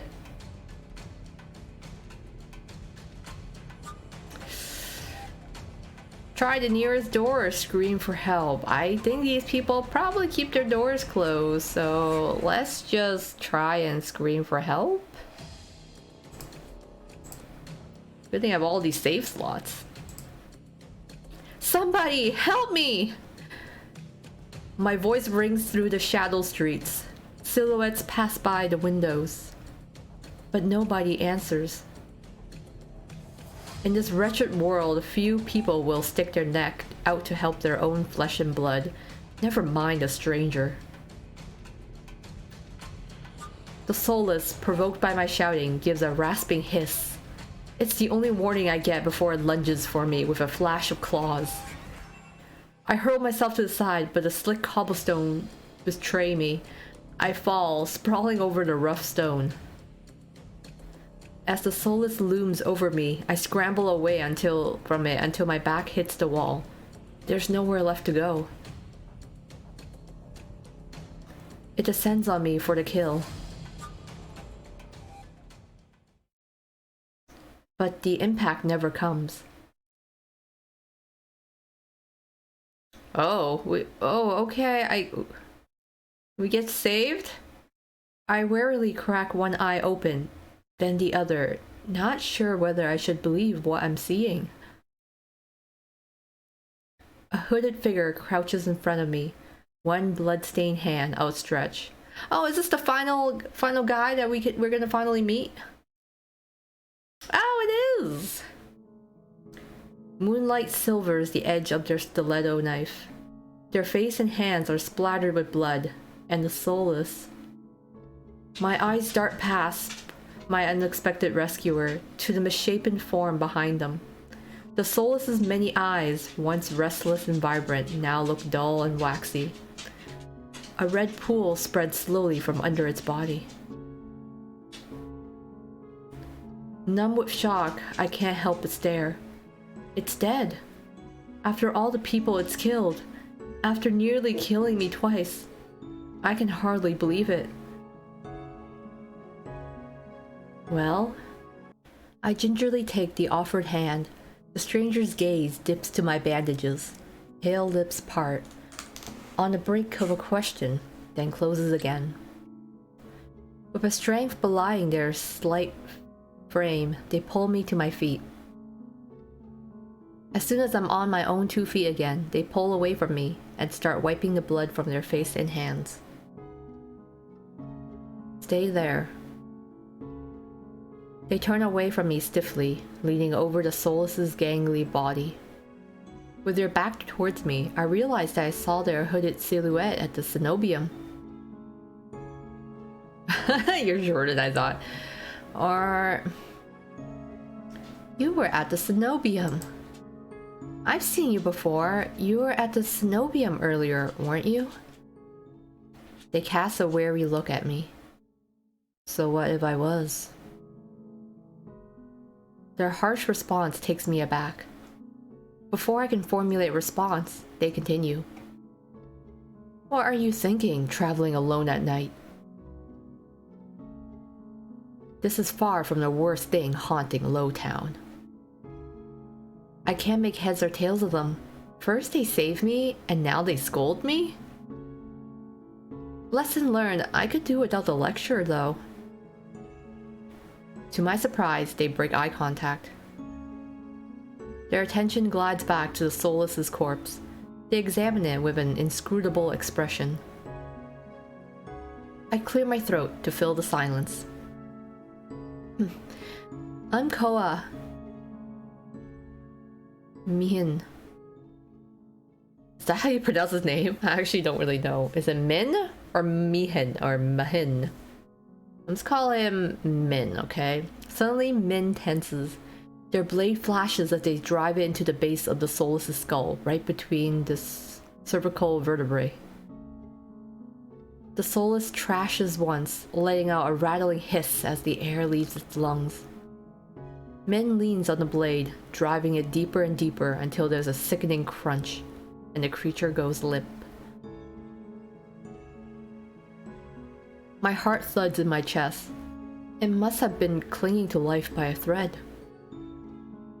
Min straightens up, withdrawing their blade in a single smooth motion. Better to put wretched things like this out their misery. They calmly clean the blood from their knife. They struck with surgical precision. Their quick, clean movements are familiar. Are you a scientist, or why is a soulless inside city? Why is that option red? I feel like they explained it to me, but I've already forgotten what this red option is. Are you a scientist? Min stops mid-motion, lifting their head to stare at me.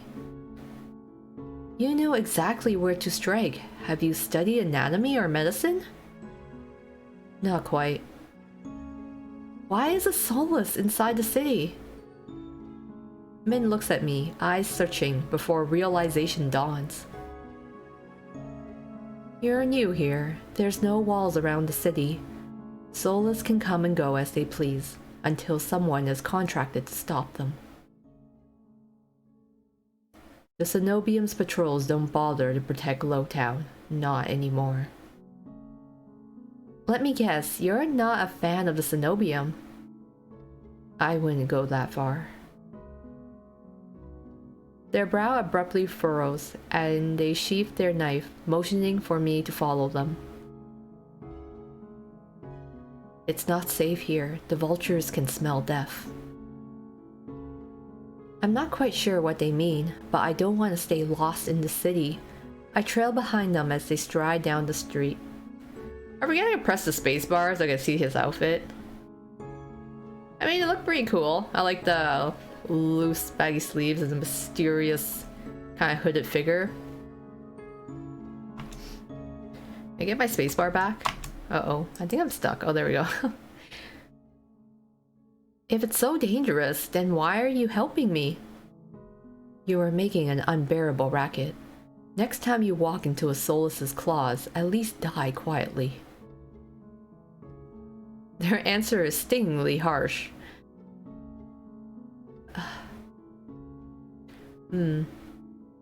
I just need to find my lodgings.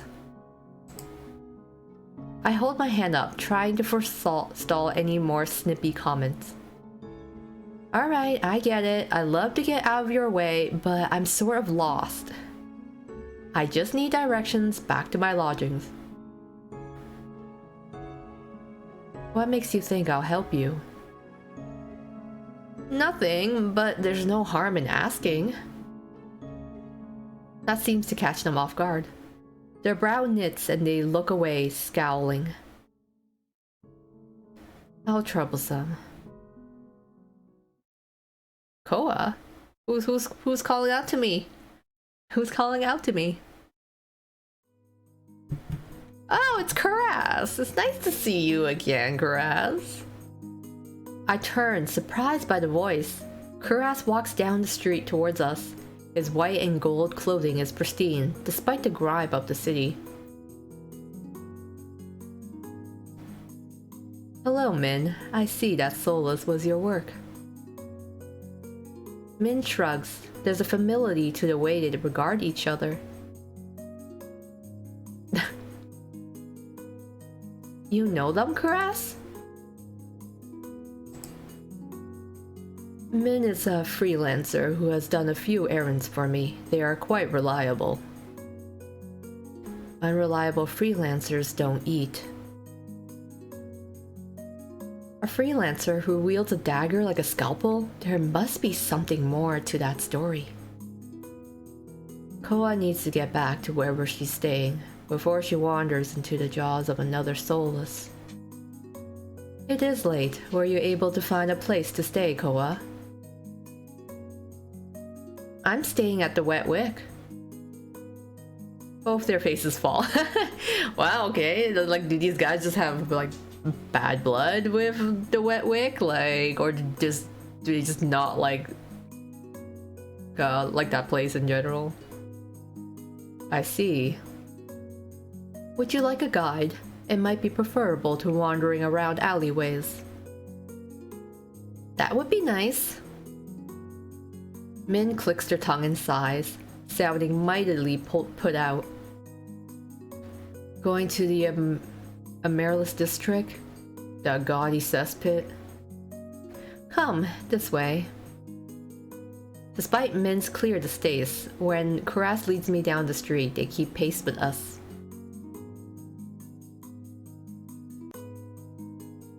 Catching my curious glance, Min's eyes narrow. It's not safe this late.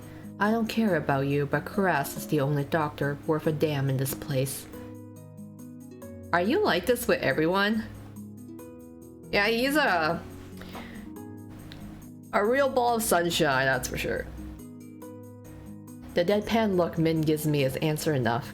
I catch Karas hiding a slight smile. I suppress a sigh and resign myself to having a grumpy shadow all the way back to the wet wick. The route Karas takes is completely different from my slow meandering earlier in the morning. In no time at all, he cuts through the darkened streets and twisting alleys. It seems like half the city has poured into the Amaryllis district's colorful streets. Laughter, clinking glasses, and music assault my ears from every direction. Yet the most noise still comes from the wet wick. Its doors hang wide open, lanterns lit. Here we are. He moves towards the door and Min lets out an audible huff. Don't tell me you're going in. I have some quick business with Leander. Fine. He still owes me for yesterday's work.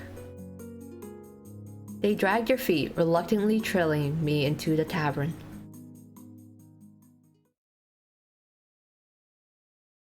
As soon as the doors open, a wave of sticky heat rolls over me.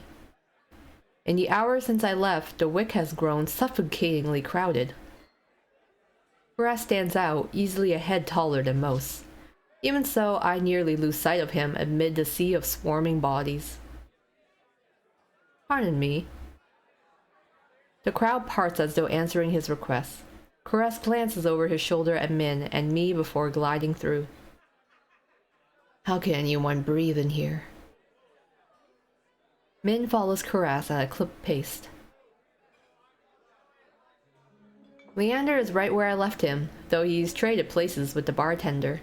He holds a pair of shot glasses filled to the brim with luminous green liquid. Okay, I hope is that supposed to be alcohol or what?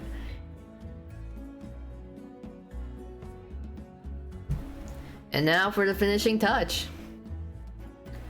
A flash of magic paints the glasses white with frost. You're never gonna guess what's in these.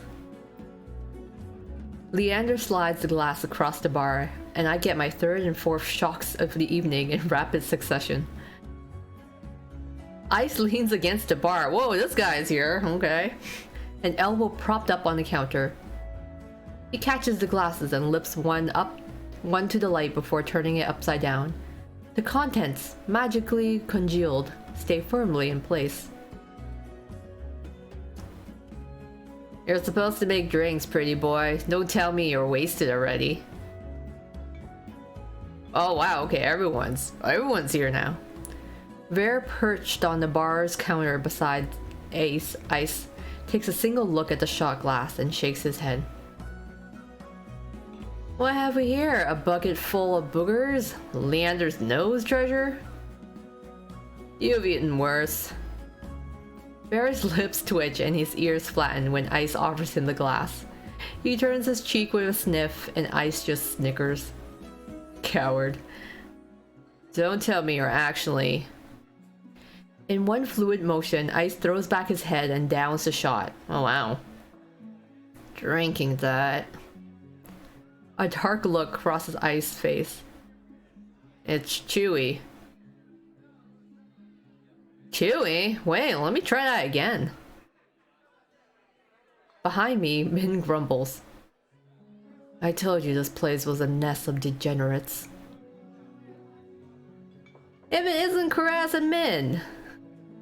At the sound of Leander's voice, Min's pale eyes grow wide. They look ready to bolt until Karas sets a hand on their shoulder. I promise this will not take long. Min's eyes dart from Karas's hand to his face, then soften. Fine, you first. While they step forward, I linger back, struck by a sudden revelation. All of the people I met today know each other. Good evening, Leander. Ice. Another drinking competition, I presume. Oh, it is evening already? Could have sworn it was earlier. Just some friendly rivalry, Doctor. Nothing to be afraid of. Karas acknowledges Leander and Ice with the slightest nod, ignoring Vera entirely. Not that Vera seems to mind. I love how there's just like a like if comparing these three guys like all next to each other, you've gone from like kind of the thinnest frame, starting with Vera on the left, to like the beefiest, who is Leander on the right side, and with Ice in the middle. I don't know, I think it's funny, just like ascending degree of beefiness. He tilts his head with an impish smile curves his lips when he spots Min looming silently behind Karas. I almost didn't see you there, Min, looking for your booster seat. Min pushes back their hood. They level Vera with a cool look. I thought Ice wasn't allowed to bring his pets in here. Vera's tail gives an angry twitch. Oh, we get a CG out of this. At the first sign of an impending fight, Leander vaults clear over the counter. He slides in between Ice and Karas. Now, let's try and keep the peace. It's not every day the esteemed doctor takes us up on a drink. His arm snakes around Karas's shoulder. You're finally taking me up on that drink, right, Karas? I am afraid not. We were merely escorting Koa back to her lodgings. Karas gestures in my direction and my stomach sinks. I reluctantly step into the light. As soon as he sees me, Leander's face brightens. Koa! It's been too long! Everyone, this is Koa. She is new to Eridia. I feel 5 pairs of eyes fix onto me, and suddenly the bar feels suffocatingly small. My voice nearly catches in my throat.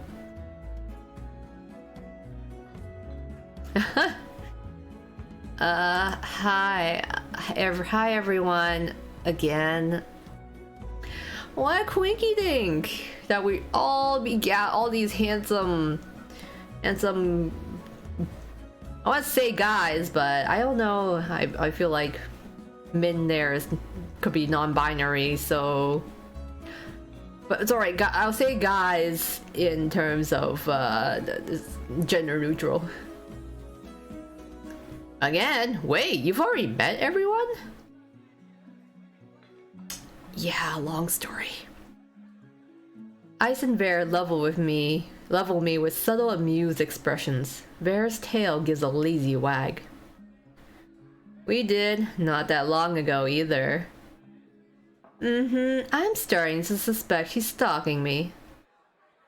He looks far too pleased with himself when I roll my eyes. This calls for drinks! What does everyone want?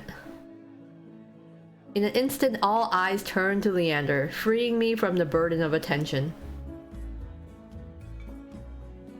I still can't believe they all know each other. Watching them talk amongst themselves feels surreal. But for the first time since I undertook the journey to Eridia, I feel a faint glimmer of hope. I know I was meant to meet them. The low, pleasant rumble of Leander's laughter pulls me from my restless thoughts. Ah, what color be surprised? You make friends fast, Koa. I wouldn't go that far. We're more like acquaintances. A wise man once said that acquaintances are merely friends you haven't shared a drink with yet. A wise man? You said that here last week. I can hear Min's lips curl with distaste from across the bar. Leander clears his throat and continues, unperturbed. Let's toast to Koa's health. Care to join in, Doctor? Karas politely declines with a wave of his hand. How about you, Min? No. Are you? No. A resounding pop pierces the din of the bar. We all turn in the direction of the noise. Bear looks almost bashful as he accepts an overflowing flute from the bartender, poured from a bottle so old its label has been worn blank. They serve champagne here? Since when? Ver pauses in the middle of licking champagne foam from his fingers with a coy smile. You don't mind, do you? In a transformation as impressive as his magic trick, the concern on Leander's face vanishes. He laughs softly. No, be my guest. I know you've got expensive taste. Then he shoots the bartender a frantic look. Unbothered or uninterested in his company, Ice cants his head at me, a light smile on his lips. How about you, Sparrow? I did say I'd buy you a drink earlier. No, my treat. Ice regards Leander over the lip of his glass. In a dim light, the glint in his crimson eyes looked downright dangerous.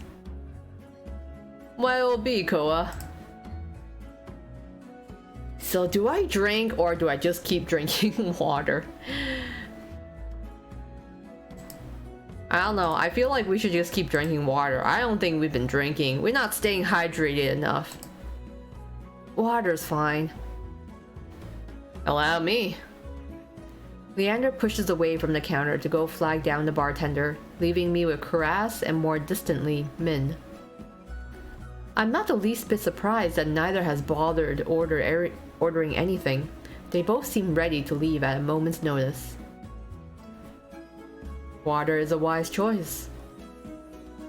Is it your doctor's duty to encourage sobriety? But Karas shakes his head with a patient smile. The drinks here are notoriously watered down, most likely to cut costs, but it only encourages the patrons to overindulge. Min looks up from adjusting the laces of one of their bracers. The only reason anyone bothers coming here is for the cheap rooms and cheaper drinks. Perfect conditions for terrible mistakes. It almost sounds like you're speaking from experience. Their pale face reddens and they look away, scowling. Leander returns with a glass of water that I accept with a murmured thanks. He claps, drawing the attention of the group. Alright, everyone, let's toast. May Koa's stay in Eridia be full of bright adventures and discoveries. Cheers! Leander, Ice, and Ver raise their glasses in unison. Min only crosses their arms and Karas watches with polite indifference. The water is bitter, cold, and tastes faintly metallic, but I savor it all the same. Gradually, the din of the crowded bar fades to low murmuring. I find myself relaxing for what feels like the first time in years.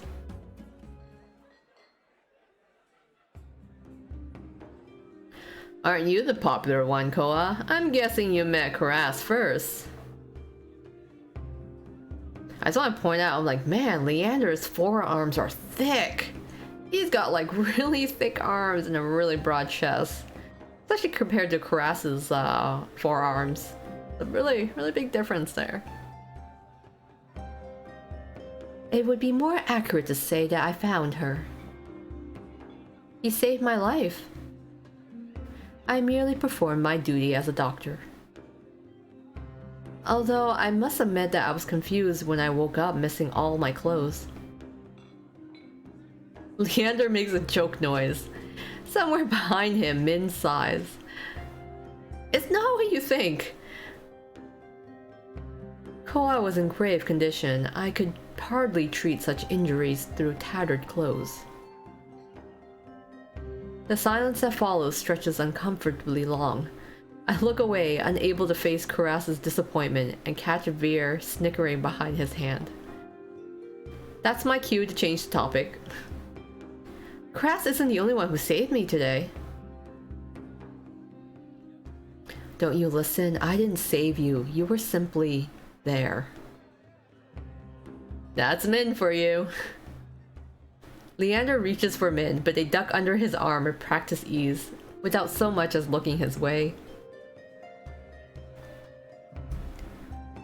As reliable as they are moody. You're one to talk, considering you neglected to warn her to stay off the streets at night.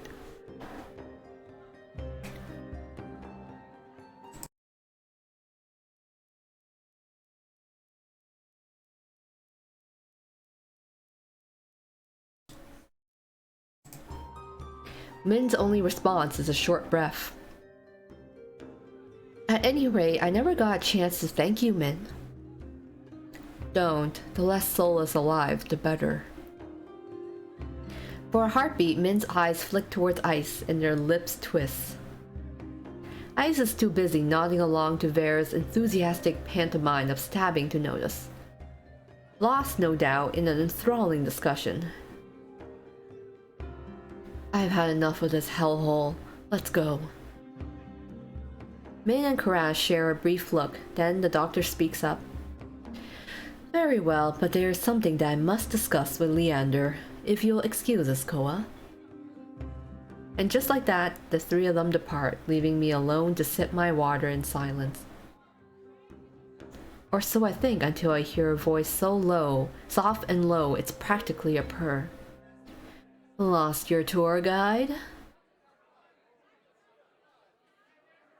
I turn to find crimson and pink eyes trained on me. It's not lost on me that they chose the instant the others left to strike. Just my luck. I had to be abandoned with the two most irritating people I've met all day. That's kind of true. They were kind of jerks to us. Monsters are not. There's no telling what I'll do if either of them push me again. Don't tell me Leander already snuck off to get his knob slobbered out back. He's got business with Karaz and Min. 2-on-1 business? Isn't he lucky? I can't tell if it's the champagne or the company, but Vere has grown noticeably more relaxed. He sits with his chin propped on the back of his hand. His ears twitch whenever a hiccup shakes his shoulders. Why are you so far away? Come, join us. He pats the empty bar stool beside Ice, but I hesitate. The smile Vere wears is sweet and distinctly sly, and with drinks in the mix, I dread how he and Ice would mess with me next. We don't bite. I'm not sure about that. Just hours ago, he tried to rob me and you threatened me. Me? Steal? Surely you must be mistaken. You sure it was me? Yes, it was you, and then you had the gall to kick me out just so you can go drinking.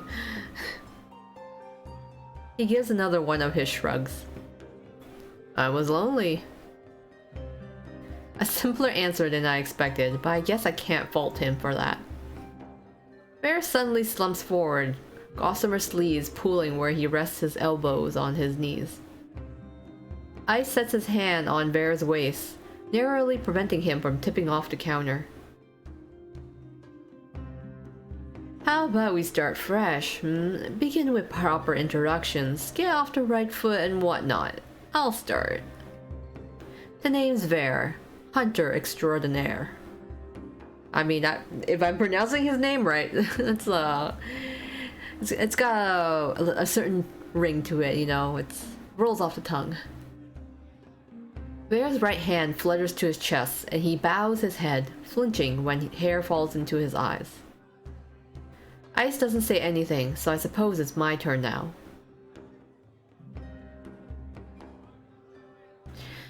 I mean, technically you already know my name, but it's Koa. Vere considers me for a long moment, his tail idly swaying behind him. Then he knocks back the rest of his champagne. It's a pleasure to formally meet you, Koa. He says my name slowly and deliberately, savoring every syllable. A tingle jumps down my spine. I quickly turn my gaze away. Ice smirks at my reaction over the rim of his glass. Is something funny? No. I open my mouth and close it just as quickly.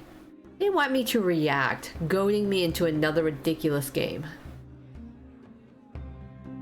While their sharp cat-like eyes keep me on edge, something about this tension is fun. It must be the exhaustion. A flash of white over Ice's shoulder catches my eye. Across the bar, Karas heads for the door. I don't see Leander or Min, but it feels wrong to let him leave without saying goodbye. I'll be back. Bear hums and wags his fingers at me as I leave. I slip through the crowd, careful not to touch anyone, but just as I'm nearing Karas. Ugh! I stagger, shoulder checked by a man with a neck thicker than both of my thighs. He stares down at me, nostrils flaring. Oh man, I don't want to start a bar fight. Out of my way, shit stain! Asshole. I mutter while massaging my throbbing elbow. The roughneck wheels around, shoving a bloodhound out of the way so he can close in on me. Oh wow, okay. What do you say? He shoves me backwards, sending me stumbling to the sticky floor. I'm fine, but my heart leaps into my throat when I see the roughneck bearing down on me. You trying to start something here? The roughneck freezes, his fist cocked back. A group of bloodhounds called by the commotion circle him, sizing him up. For what it feels like an agonizingly long moment, the roughneck looks from me to the bloodhounds. Finally, he sniffs and spits on the floor next to me. The lob narrowly misses my cheek. Screw it, too many freaks in this circus tonight. He turns his back on me and comes face to face with Ice. A dangerous smile spreads across his face. You'll do. What happens next is a blur. Ice's fist crashes into the roughneck's jaw, causing an eruption of gasps, shouts, and even cheers around us. I scramble to my feet right as the frantic crowd swarms around me, cutting off my sight of everything and everyone. Through the ruckus, I hear Leander shouting, "Hey, hey! Ice, take it outside! Ignore them, everyone! Look, drinks aren't on me!" With those 4 words, the wick erupts with hoots and hollers. The ring around me disperses as bloodhounds and onlookers rush towards the bar. Through the thinning crowd, I catch a glimpse of familiar faces. Ice vanishes out in the back, dragging the roughneck behind him. Karas lingers near the door, searching, I suspect, for any wounded before he departs. Min draws their hood up tight as they slip out a side door. While Bear leans over the counter to swipe a glass of wine from behind the bar. And Leander, seated at the opposite end of the bar, gestures dramatically and apologetically at the bartender. In the space of a heartbeat, I realize that there's no telling when or if I'll see any of them ever again. Whoever I pursue may be the last person I get to speak to tonight. I follow...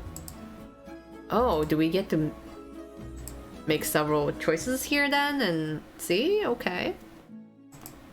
Oh god, making me choose right off the bat. Oh, I don't know. Who should I go with? Do I try to like go with each one and see? Okay, well. Alright, unless I split into 5 different alternatives, so... Oh, man. I'm curious. You know what? So far, I'm like actually leaning towards like Karas and Leander. So I'm like... let's try Leander and see. For the second time today, I find myself squeezing through a crowd to reach Leander. As soon as he sees me, his easy smile fades. Are you alright, Koa? I'm not used to someone looking at me with such earnest concern. I've been through worse today. From the sounds of it, you had quite the day. How are you holding up? I mean, I could be better. Not bad considering I've been threatened, robbed, and come close to dying too many times to count. I should have known not to let you out of my sight. How about next time you want to see the city, I come along? I could be your personal guide. You've already helped me more than enough. Leander signals for the bartender. I'm parched. Do you want anything? I mean, might as well have a drink. We've been drinking lots of water, so maybe we'll be okay. Something strong and simple. He raises 2 fingers at the bartender. Make that 2. Once he's ordered, Leander turns back to me. Did you at least get to try any good food? I had these fried dough sticks from a vendor near here. As soon as I begin describing my meal, his eyes brighten with recognition. The long lads from Wen's stall. You've got to try them with porridge. Okay, oh, so I'm thinking now it's like the... yeah, it's the fried dough sticks that you get in like, well, reminds me of like those Hong Kong cafes where you get like the rice porridge and then you can eat the fried doughs with them. There's another stall about a block away with these rose water rice flour cakes. Take one bite and you'll think that you've been transported to some high-town patisserie.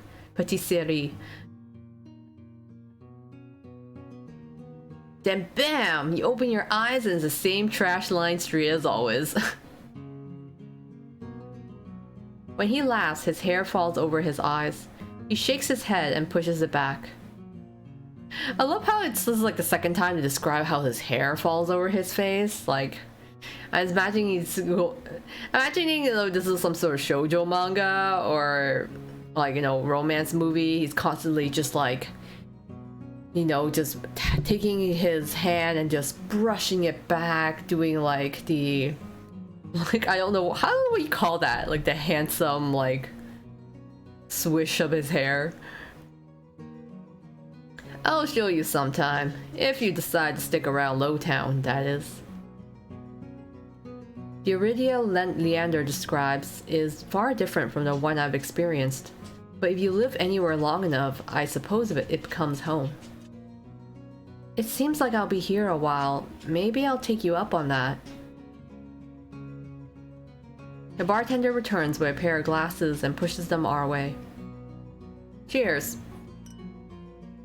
Leander clicks his glass against mine. I take a deep sip of the malty dark ale, savoring its flavor. It was surprising finding out that you all know each other. I didn't think Eridia would be so small. Do you know how many times I've tried getting them all in one place? It's impossible, like trying to herd a bunch of soulless. I take it you know them well?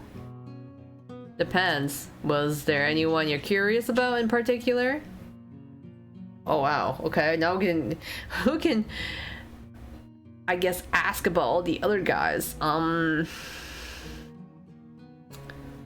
Sure do, Karas. Do you and Karas work together? Occasionally. Did the mysterious competent doctor catch your eye? I mean, he seems like a good person. So it's hard to believe anyone's a good person these days. That's Karas. He works hard to serve the people of Lowtown. He's a miracle worker, even if his bedside manner could use some work. Do you think he might be able to cure my curse? Leander starts to speak, but pauses to consider me for a moment first. Karas is good, but he's only a doctor. Besides, unless you're actively dying, he'll make you wait in line all day like everyone else. Oh, okay. Do Min. Min's interesting, not very forthcoming though. Ah, Min, my favorite grouchy freelancer. What's your impression of them? I mean, I guess they're pretty irritable. He was pretty mad at me or they were pretty mad at me for the most part. They're a testy one. You've got that right. Sometimes even paying Min for work can be a struggle. Min works for you?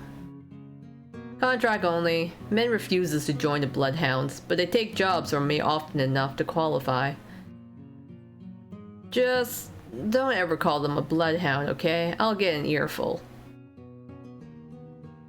How about Ice? So you're friends with Ice? I've been for a while, but he's rarely in town. Where'd you run into him? The Sea Spring. Leander chokes on his drink. He coughs violently into his fist before giving me a surprised look. You went all the way out there? How'd he treat you? Yeah, he was upfront. He was honest. He told me about how the Sea Spring's power comes with a heavy price.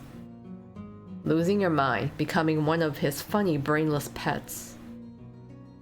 He sighs, pausing before he speaks again.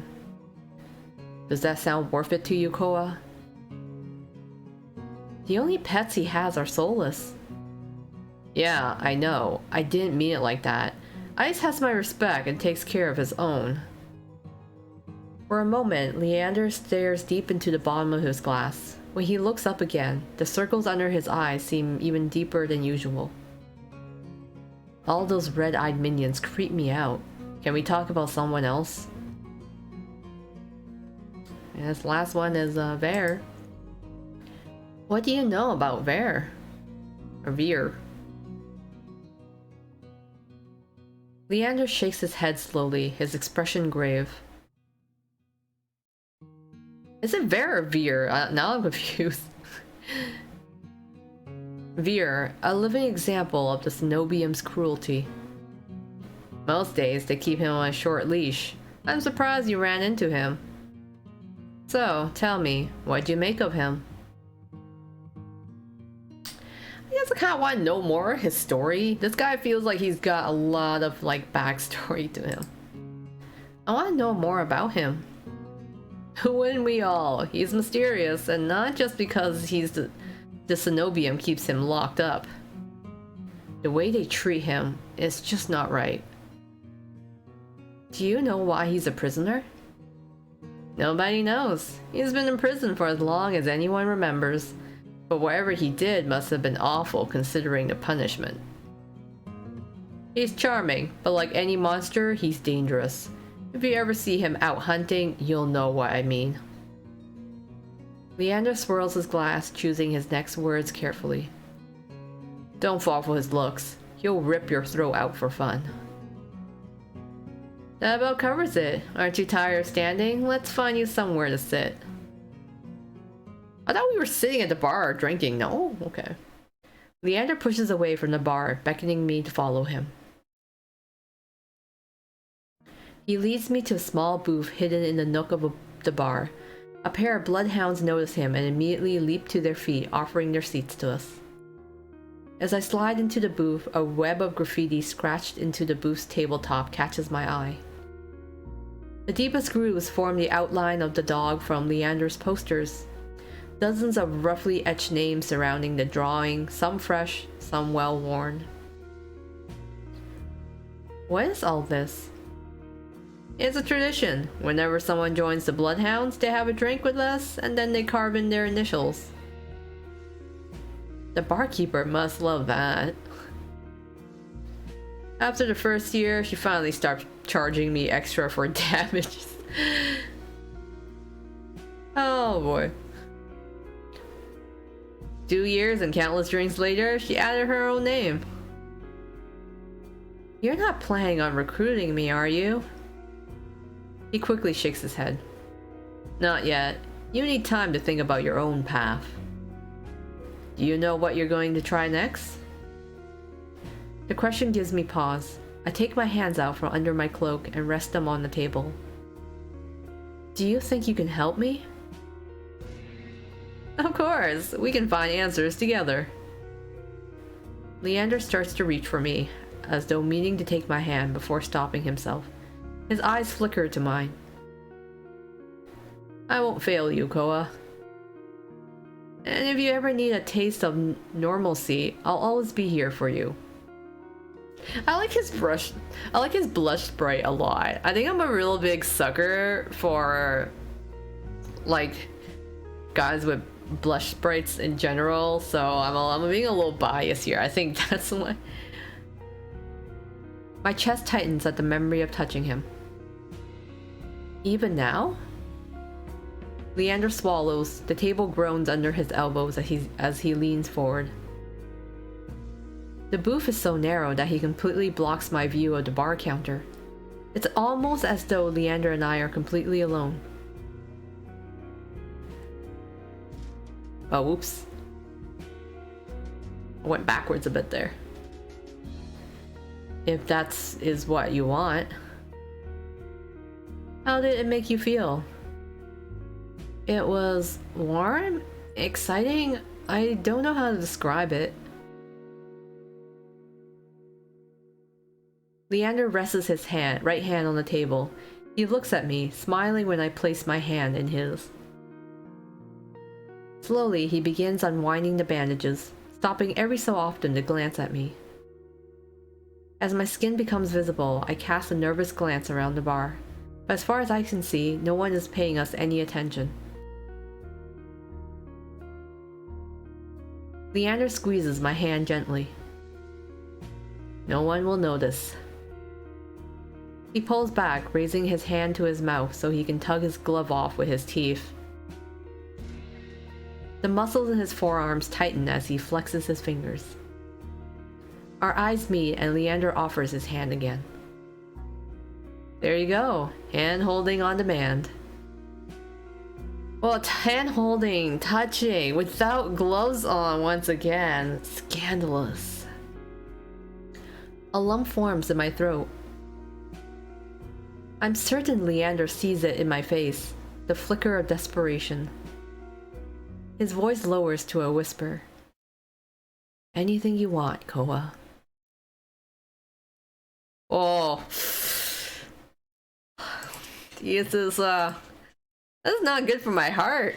I'm like, ooh, Leander, you're putting the moves on here.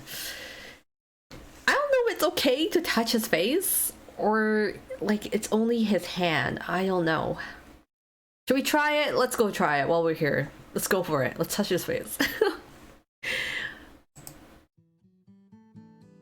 I blurt out the first request that comes to mind. Can I touch your face? I swear I'm not being creepy about it. Oh, sure. I lean over the table, hesitating before I reach for his face. When my fingers graze his jaw, Leander laughs softly. That tickles. It's fine, you can just... He takes my wrist, angling my hand so he can press his cheek into my palm. Warmth spreads under my fingertips. A surprised breath escapes me. Gently, I run my thumb down the ridge of the scar on his cheek, and he shudders, his earring jingling against my knuckles. You're getting awfully bold. I've never touched someone like this before. And even though it makes my head spin, it's already not enough. I want to be even closer. Well, okay. This is escalating faster than I expected. My heart hammers, filling my ears with a pulse that grows unbearably loud until I pull my hand back. Are you alright? I can barely hear his words over my pounding heart, but I manage to nod. Yeah, I'm fine. Sorry, I think I'm just getting a little dizzy. He gives me a gentle smile, eyes crinkling at the edges.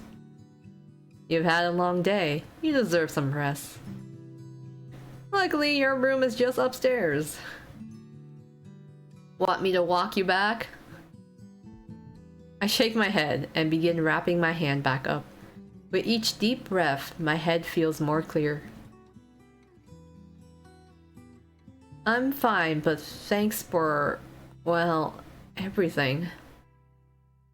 Remember what I told you? If you ever need a break from the chaos of the city, I'll be here for you. When I rise, Leander gives me one last smile. Good night, Koa. Night. I trudge up the stairs, but even as I leave Leander behind, the warmth of his skin still lingers on mine, burning through the bandages. Oof. I don't know, that was some spicy hand-holding there, and like, face touching. Oh, like, be still, my maiden heart. Choose your fate. Oh, that's so bad. I'm so biased now. If it turns out that, honestly, if it turns out that Leander is some like horrible villain that's going to kill me, or he's just some like yandere that's only being nice to me so that he can like backstab me later, and it's just like purposely being nice to drop my guard, it's working. It is working very well. I am very weak. Okay, well, we've already gone this far, so let's just keep moving forward with Leander. Oh, it says, Leander offers you something that should be impossible, a taste of normalcy, free of your curse. As the first person to withstand your touch, he could change your life, but some things are simply too good to be true. Leander promises to help unravel your curse, but at what cost? Ooh. I'm curious on what the others say, so... Veer serves as a warning of the dangers posed by the Cenobium. As cunning as he is curious, Veer finds you fascinating and insists that he can help. But trusting him means entrusting your life to a colored beast with a lethal reputation. Can Veer protect you, or are his honey words a trap waiting to snap shut? We do love some living on the edge, dangerously. So, Ice. An intimidating yet laid-back outsider, Ice presides over a sea spring with unnerving powers. He offers you a miracle, but the price means submitting yourself to the horrifying presence at the heart of the spring. Will you gaze into the abyss for answers, even at the risk of losing yourself? We have Kuras. From all appearances, Kuras is the principal doctor of extraordinary skill, but you know little about the man beneath the professional mask. And Kuras keeps even his friends at a cool distance. If you uncover his deepest secrets, will you like what you find? Oh, they gave the repentant angel, so he's an angel then? I actually did not know this. I did not really read into things that much, but okay, I guess he's an angel. Or Min, the cursed outsider. Despite your cold nature and familiarity with violence, Min is just as desperate as you to get into the Cenobium. You may be able to help each other, but they're keeping as many secrets as you. They claim you're dangerous, but could they be your only chance of getting into the Cenobium? Min's interesting too. I admit, I'm super curious on them, but we come this far. I'm gonna go with Leander. I feel like Leander's gonna probably like backstab me or betray me at some point, or he's gonna like sacrifice me for his own goals, but I don't know. Oh, didn't they stop me right here? What a tease. Right before the like the illusion of choice. Thank you for playing. For more Touchstarved, visit Red Spring Studio, and they also have a Twitter, Instagram, and they still have their Kickstarter up for a few more days, but I'm pretty sure they are I think they're completely funded by now, but you want to go support them. it's like be sure to do so. This demo is available on Steam and also on I think it's like itch.io, that's what it's called. And yeah. And it brings us right back here. Okay. Very interesting. I actually quite enjoyed it. It was the demo was like, you know, about over I would say like 2 hour-ish, where we got to kind of meet all of the guys first and then, you know, kind of choose our path from there. We also get to choose our origins, which I thought was, you know, kind of interesting in that sense. And then I guess there's all the different choices. I don't know if my choices actually did anything in the demo itself. Like, I have no clue. Am I supposed to get more CGs? Okay, I got all the CGs. So who knows if my demo actually, like, my choices in here actually really made that much of a difference. But maybe it'll be more of a difference once, like, you know, the full game comes out. Let's see the nice CG gallery. I really like the art, I have to say. It's really nice. All the love interest choices here are quite attractive in their own ways. I'm biased now for like Leander and Karaz still, but I think the others are also interesting. So I'm still gonna be keeping my eye out on this game. I'm actually kind of, you know, curious to kind of dive into the mysteries and seeing what the different endings are, because there's several endings and not all of them are good. So it'll be kind of interesting to see. Because as a fun fact, from other visual novel type games I played and dating sims, I tend to fall for yandere traps in the sense that, like, I'll go for like a love interest. I'm like, oh, I know this guy seems like pretty nice. I kind of like this guy, and then later on they like reveal themselves to be like crazy or yandere. And this has happened to me so many times now that I think I just like yandere magnet. I just gravitate towards him. So I'm really hoping Leander is not like a yandere, because that would just be me running into like that trope over and over again. But I will have to find out, I guess, when I play the full version when it comes out.